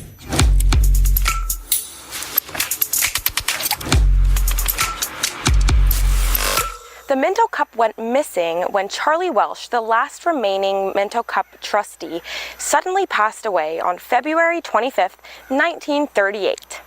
Aside from not knowing where the actual trophy was hidden, the CLA did not have the legal right to hand out the award to the next season's winner. And unfortunately, Mr. Welsh's wife died just an hour after him, so the line of succession was lost. The CLA had to write a letter to the Lord of Minto in Scotland in order to get legal rights to hand out the trophy. Now that the legal side of the competition was sorted out, the more critical question of where was the cup needed to be resolved. After 7 months of searching, they were finally able to revive the trophy that was hidden in a desk in Charlie Welsh's Harbour Commission office. Finally, in 1940, the trophy was sent to Montreal to be refurbished, and years later, here we are, competing for that same Minto Cup trophy. I'm Mackie Jenner, and that's the history of the Minto Cup. I'm Peyton Wallace of the Whitby Warriors Junior A Lacrosse Club. Whitby has always been a lacrosse community, so even though like some of the seasons might not be what we're expecting or hoping as a community, like everyone's there behind everyone. So it's just the young guys coming up watching us watching the old guys now who are on. So it's just going to be following along the line of the like heritage in Whitby. You know, it was just there's talks about a new design or logo coming out, so I just kind of put together a logo and put it out to the board, and that's kind of the one they picked. So it was just a design I put out there, and it was selected by the board committee. I kind of a past like hobby, you know, like a pastime, I guess. I draw, doodle, do those things on the side. Our locker room's all tight knit, you know. All that really matters is we get that, you know, win at the end of the day.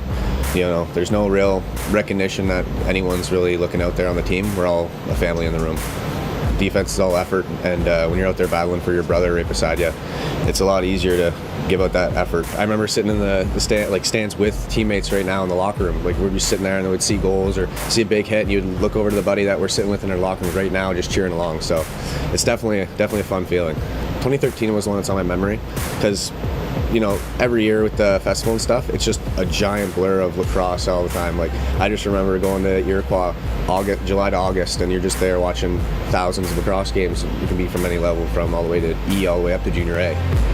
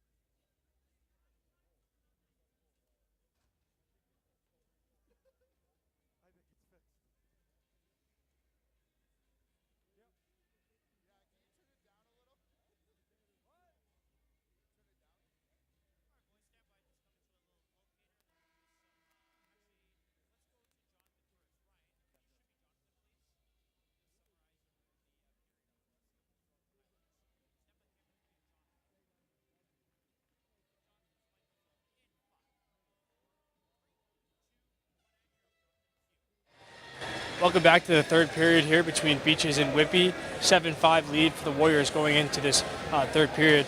Obviously, the story of the game, David Anderson out of this game for Beaches after a change box infraction, got him kicked out of this game. Two things to watch there. Beaches has to replace his production and also just his legs. It's obviously a war of attrition this tournament. It's been a long week already. Having one less guy just pushed more of a burden on everybody else. I think the first 5 minutes of this period are going to be really important. If this thing gets away from Beaches, might see them turn their sights to tomorrow, and Whitby is looking to lock up the day off tomorrow. Thank you very much, Jonathan. We bring it back upstairs. It's Matthew Carrick alongside Pat Gregoire, and this is how we got to our 7-5 score here. Again, a lot of man advantage action as we see Firth scoring a huge goal there. And then a big stop from Johnson, but unable to corral the rebound as Pfeiffer picks up the garbage. And you see two Beaches players in there, Taylor Dooley and Dylan Robinson, sitting down for 139 or less. This is not a small moment in this game or in this tournament, as it could go either way. The Warriors could really take advantage here and assert their dominance, or it could be a huge momentum swing if the Beach can kill this off, Matt. Well, and you called it, Pat, that they needed a momentum swing. They were kind of down on themselves, at least it looked like from here after Anderson left. So minute 19 of 5-on-3 power play time, and there is the penalty kill X factor in Will Johnston. You're going to need your best players to be your best players in this moment, and look no further than Will Johnson. He's going to have to make a couple of big saves. There's no way to sugarcoat this. He's going to have to stand strong for another 55 seconds here. By the way, the OJLL thanks the City of Brampton for its support of the 2022 Minto Cup. If you're looking for great activities to do in Brampton, check out Experience Brampton. Here's Haley over the top. He hits the bar, and this is going to go bounce all the way down floor to Caleb Martin. Get a great look here, Matt. Haley again, just such a good shooter. Over 100 goals between the regular season and the playoffs. Not able to beat the post that time, though. Potras looking into the corner. He comes back for Haley here. Potras wants it back. They are keeping one high, by the way, and Scott Reed as the shot comes through to Johnston. Soroketti got dumped in behind the net, and he's getting up slowly. Like that was Raposo that took him down. With the Beaches penalty box door opening, and it's a mass exodus with Andy Dalton mucking the ball to take care of the last few seconds of that double man advantage. By the way, there are a ton of tickets still left available, single day tickets, by going to themintocup.com. And if you're an OLA player and you wear your jersey for the rest of the tournament, you're getting in for free with a paying adult. So dust off the jerseys and come out and support whatever team it is. You saw some Orangeville Northman gear in the crowd today. Somebody got very lost on their way coming in, I think, but I know, and I was talking to a few other people, when you go to the Grey Cup, it's everybody coming and celebrating the sport of Canadian football. This is a celebration of Canadian lacrosse, so whatever logo's on your chest, you need to get here before the weekend is through. Bounce here, comes up, and it's flipped over by Collison, just back down into the certainly end not zone. What the doctor ordered there from an offensive standpoint for the Beaches, but again, I think you got to chip away here if you're Toronto. If you're Whitby, you cannot just kick it into neutral. Continue to press, continue to attack. Soroketti all the way to the doorstep, took a couple chops on his way through as well. As we played 3 minutes here of the final regulation period. Hickey. Reminder that our semifinal matchup comes your way tomorrow night. loser of this game will still be alive, but they'll have to go through what is a very tough and gritty and just, I don't want to play against the Miners. I want to watch them play lacrosse, but the winner will get the first spot in the final series, which starts on Saturday evening at 7 p.m. Haley lost control of that ball, and guess who it is? Jackson Raposo right back after the loosey, but Anna Patras beating him there, all on Whitby's shot clock, however. And it'll be a 30-second violation with Harlan in there as well. Scott Reed trying to clear him away from the pile. And as we told you in the first period, the final series being hosted by Paul Hendrick, and on the call, Joe Bowen and Brian Shanahan. It's going to be a lot of fun. Not having a lot of fun right now is the Beaches offense, who had a lot of their opportunities taken away by the defense. And again, that's just, if that pass is there 1 second early, I think Hickey's wide open. Instead, they hold on to the ball, and it allows Peyton Wallace to make a beautiful defensive effort, drops back, clamps down on the stick. Just great defense by this Warriors team, which, again, you and I have said it, so underrated. Patras to the net, and no. I asked Peyton Wallace that, and he just kind of said he didn't really care if people talked about them or not. He's trying to get the W. Pun partially there you intended, go. I guess. Again, had the hand in designing these jerseys and the new brand for the Whitby Warriors. Shot from Firth off the end boards. It bounces all the way back to Cam Accioni at the restraining line, and guess who it is? Will Firth. Long shot from Collison, and a bit scrambly there, I think, for the Beaches.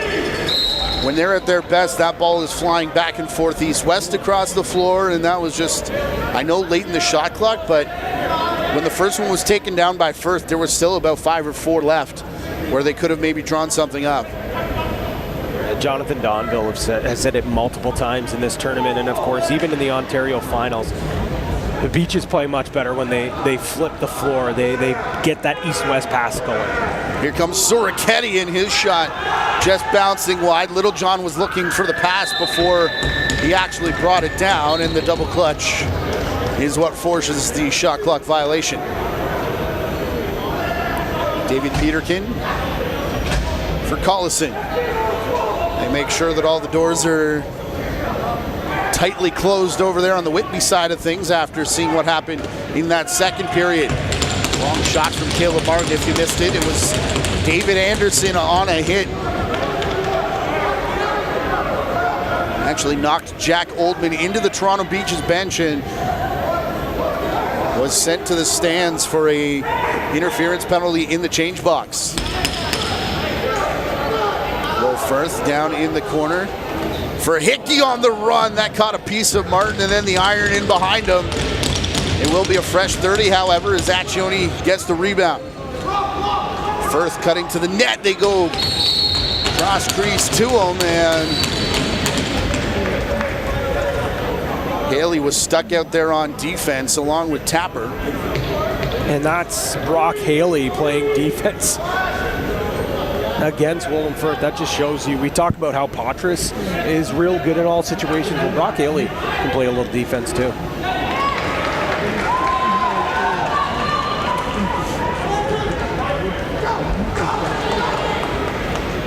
Raposo got Palmer trailing him, gives it to him in a full splits. There for Martin, and the ball underneath. And it'll be Riley Knox running away. I was just reading one of the YouTube comments, of course, which talks about the Shot family. Ethan in the NLL, Carter in this game, and Nolan shot yet to come as this shot from Little John hits off the bucket of Riley Knox. Pair of brothers, the Accionis on this Beaches team, and 2 different sets of brothers on the Miners. If you talk to a lot of these players, a lot of their fathers and grandfathers and other members of their family, athletes in either lacrosse or other sports as well. Palmer now for Firth. Pass couldn't connect to a cutting. Hickey, and now Oldman will sidestep across the restraining line. Whitby nursing this 2-goal lead. Haley saw Pfeiffer get dropped in front of him as he takes it to the net, and another penalty, and it'll be another high hit from the Beaches, as they've just let the sticks get away from them in this game here tonight. Josh Ferry, one of the top defenders for the Beaches end in the Ontario Lacrosse. That one gets up. Oh, definitely a high hit. Say what you will about some of these other calls. I'm sure there's been some debates on the Bluebird app here tonight, but that one I don't think you have a leg to stand on as a clear cross check to the face.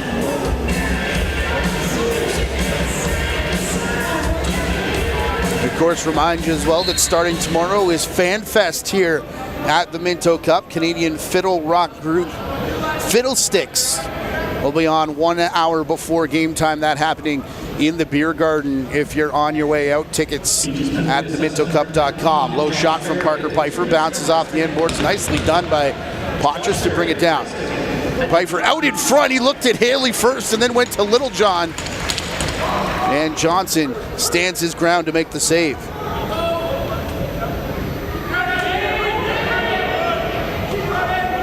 Truck stick by Dooley there.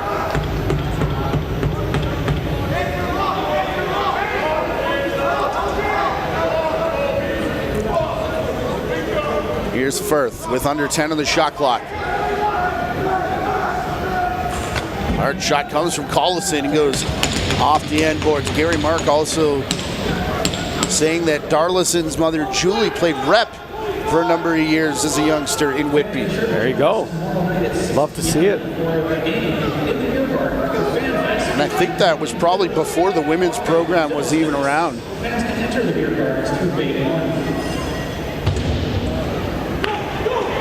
I don't know if Gary can confirm that for us either, but Peterkin slowed it down and turned it back on to try and get past Potras. He's basically facing two defenders and Martin, who got the upper hand in that exchange. There's now 30 seconds left in the Ferry penalty.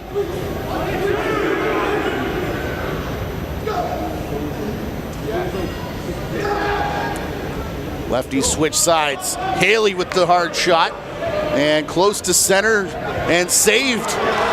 Wow. There by Soroketti. What a play. Pfeiffer. I think he did that on purpose. The way he looked and the way he cut afterwards. Playing it off the glass to himself, perhaps.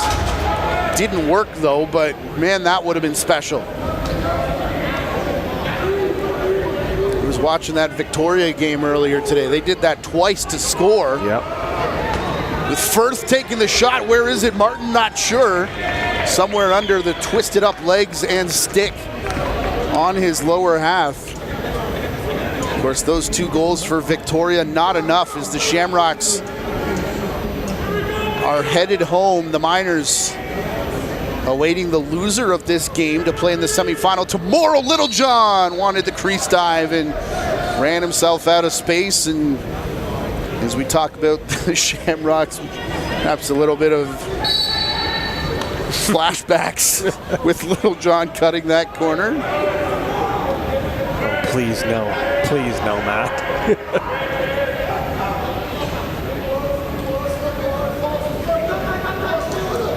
To further the point that Paul Hendrick made, I think that just goes to show the parity that was here in this tournament. That is the runners-up from the 2019 tournament that had 11 grads on it. 6 players who were in that tournament, who were driven from that tournament to come here and perform and take it back to the island. But the drought continues in Victoria, unfortunately. Yeah, the only team with true experience at this tournament, and they're the ones that are setting home. They have a NLL budding star in Patrick Dodds, but that just goes to show you how much parity is in this tournament.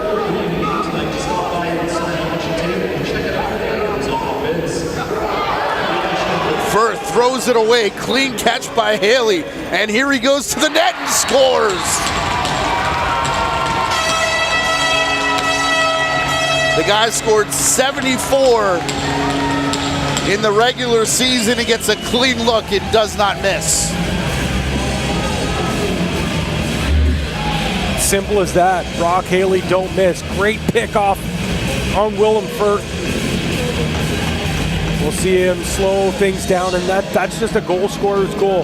The hardest place for a goalie to stop, right by the hip, right below the glove. And this tournament just continues to showcase the unbelievable offensive talent that this country has to offer. And Brock Haley is one of the top ones we've seen in junior lacrosse from a goal scoring standpoint. You look at the names that have scored that many goals in the regular season in the Ontario Junior Lacrosse League. We're talking like all-time greats. We had to go back to almost 1980s, like early 80s, before we came anywhere close. And even then, one of the greatest seasons in history came over 28 games. And Haley had a better goals per game average than the all-time record holder. 10 on the shot clock here for the Beaches before we get to Jonathan. Donville Martin will make the save, and it allows us to bring in our MVP. Go ahead, Jonathan. Yeah, guys, we mentioned it, but Haley and Poitras play an unusually high amount of defense for guys of their scoring caliber. And one of the many advantages of that is how many easy offensive opportunities they create for themselves. How many breakaways have we seen Willem Firth or Patrick Dodds or Matthew Gauthier have from Edmonton? Not very many. Poitras and Haley seem like they're on the break constantly. Which speaks to outstanding coaching throughout their entire lacrosse careers to have the ability to go back there, and it really helps them create offense for themselves. And here we go again. Yeah, just as you say that, Poitras out there on a defensive shift, leading the rush here with Soroketti. And it was him and Weller. Does turn into a good scoring opportunity, as that was Tristan Dempers trailing the play. Here comes Hickey. Jacob Hickey to the far side, big fake shot. Collison taking the floor, Raposo won't give it to him. Trying a number of players in that spot, vacated by the ejected David Anderson. Here's Tapper.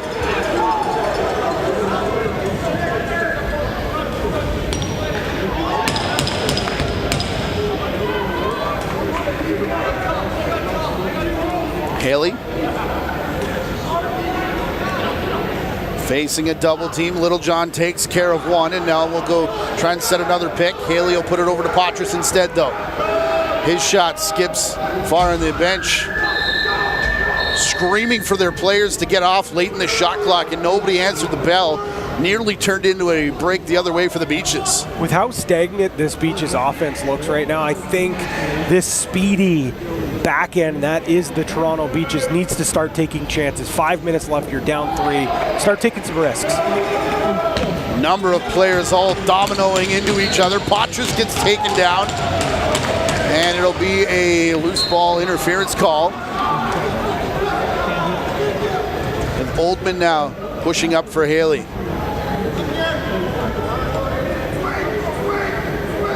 Haley's going to take it to the net. Officials are waiting. They're going to talk. No signal. It's a goal.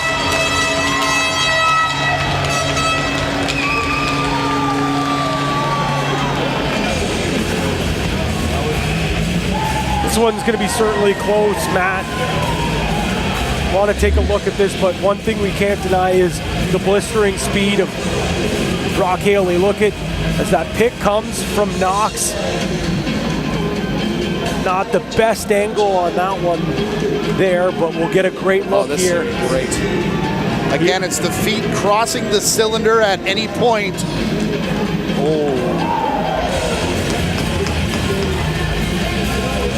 I mean, here's the thing, Matt.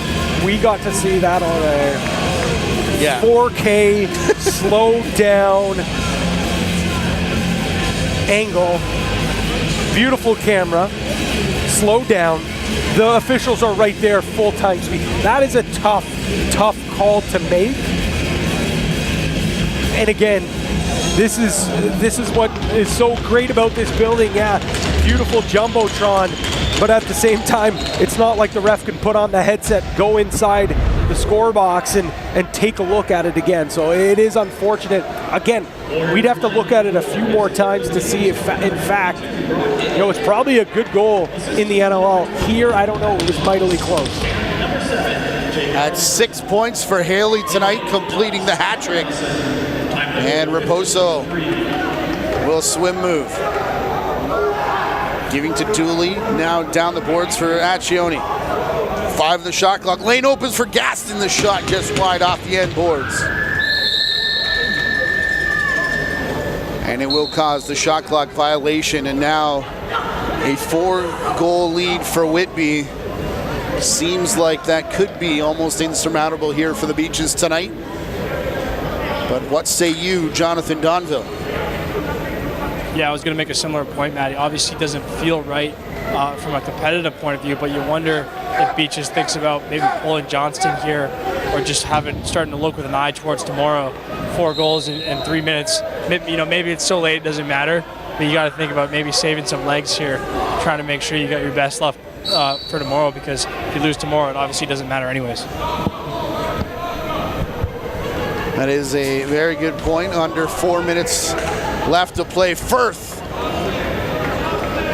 Long shot from his wrong side, and I wonder if that's something that the coaching staff are asking Firth to do, to go over into the spot vacated by Anderson, or if he's doing it on his own. But it hasn't really worked in this game as he's been trying to go over and take over that spot. Oh man, big shot on the far side and down in a heap. I think that might be, is that Darlison on the far side, or is it Soroketti again? It's Soroketti again. Either way, the arm of the official is high. Extra attacker is on, takes the shot, and then Demper's got filled in afterwards. Patras at the shot clock. Riley Knox is going to get shoved around here by now 3 different Beaches players.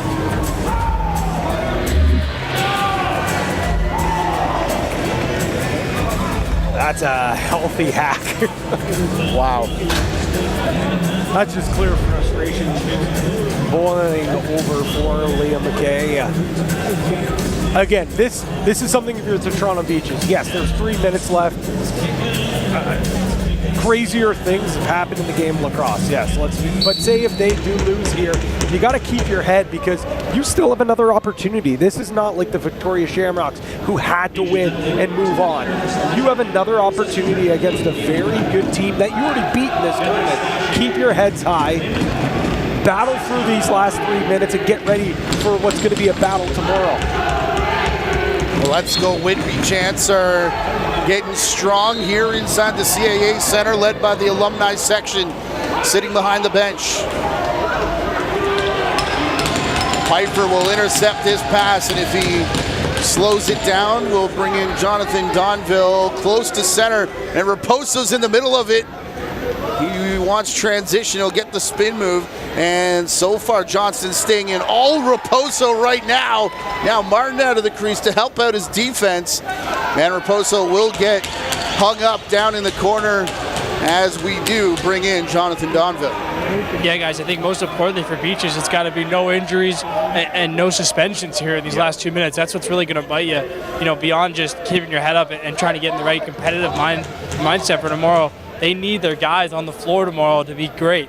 So no suspensions, and try to stay healthy here. Stay out of the nonsense. And if you're Whitby, mostly just health here. Try to stay away. Make sure you're not taking a necessary whack here when the game's out of hand. That is a great point as Haley shoots one off of Will Johnson inside the 2-minute warning.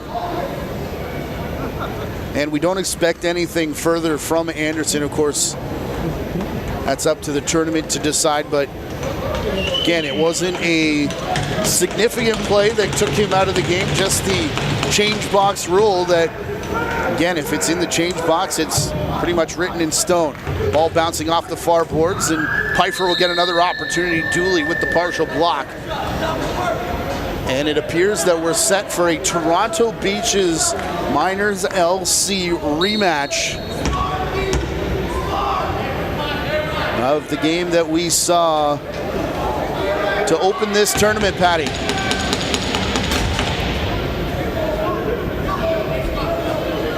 Pardon me, it was game number 2 yesterday. The Miners just short 9-8. Yes. Was the score there between the Beaches and the Miners. Quick shot there, Accioni. And one more for good measure from Caleb Martin. Again, going cross crease. Just could not be beat tonight. It's a different goaltender than that we saw throughout the playoffs. Jekyll and Hyde, sometimes lights out, other times not even completing the game. But here tonight, 47 saves to help his team punch their ticket to the Minto Cup. What a performance from Caleb Martin. What an effort all around. The defense holding this Beaches team to 5. Their offense exploding, points all over the board, and their fans will get the apple as we'll let them take you home.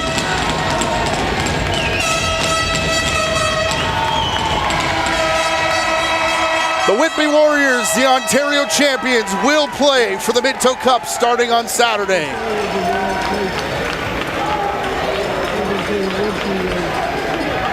It has been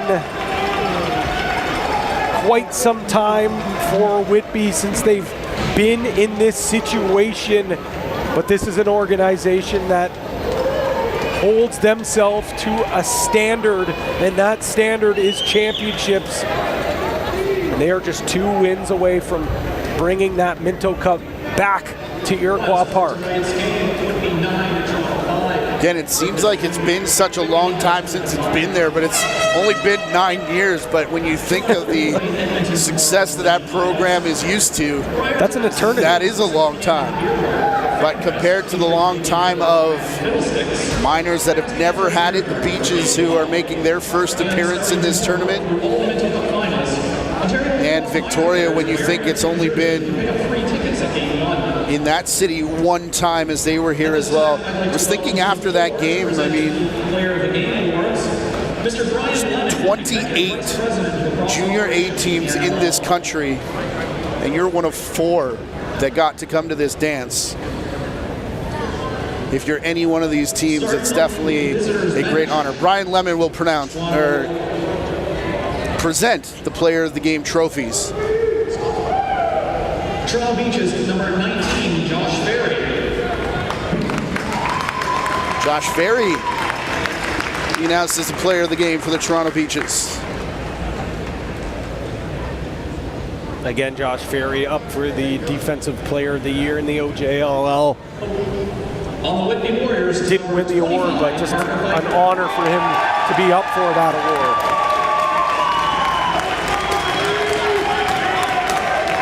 Parker Pfeiffer. We've got him for a 4-point night, but I think we must have missed a few. With a couple of goals there, the teams will shake hands after the latest battle here this season, and if they meet one more time, it'll be for the trophy. Whether it's the Beaches or it's the Miners, it's going to be an unbelievable final, but good news, we've got the semifinals tomorrow, and it's going to be an absolute battle. Both those teams put on a show yesterday. The Beaches got to head high. Keep the heads high. You have one more opportunity to make some history. So once again, our only game of the day tomorrow, Toronto Beaches, Miners LC. Tickets still available at themintocup.com. FanFest is going to kick it all off at 6 p.m. Fiddlesticks in the beer garden. If you're an OLA player, get the jersey out because you're getting in for free. Patty and I will be here. So will Jonathan Donville and our crew. Our director tonight, Alex Frazzo, and producer Gary Morrison. On behalf of them and the Minto Cup Committee, I'm Matthew Carrick saying good night from Brampton. This has been the Minto Cup on the OJLL YouTube channel, the TSN.ca and TSN Direct.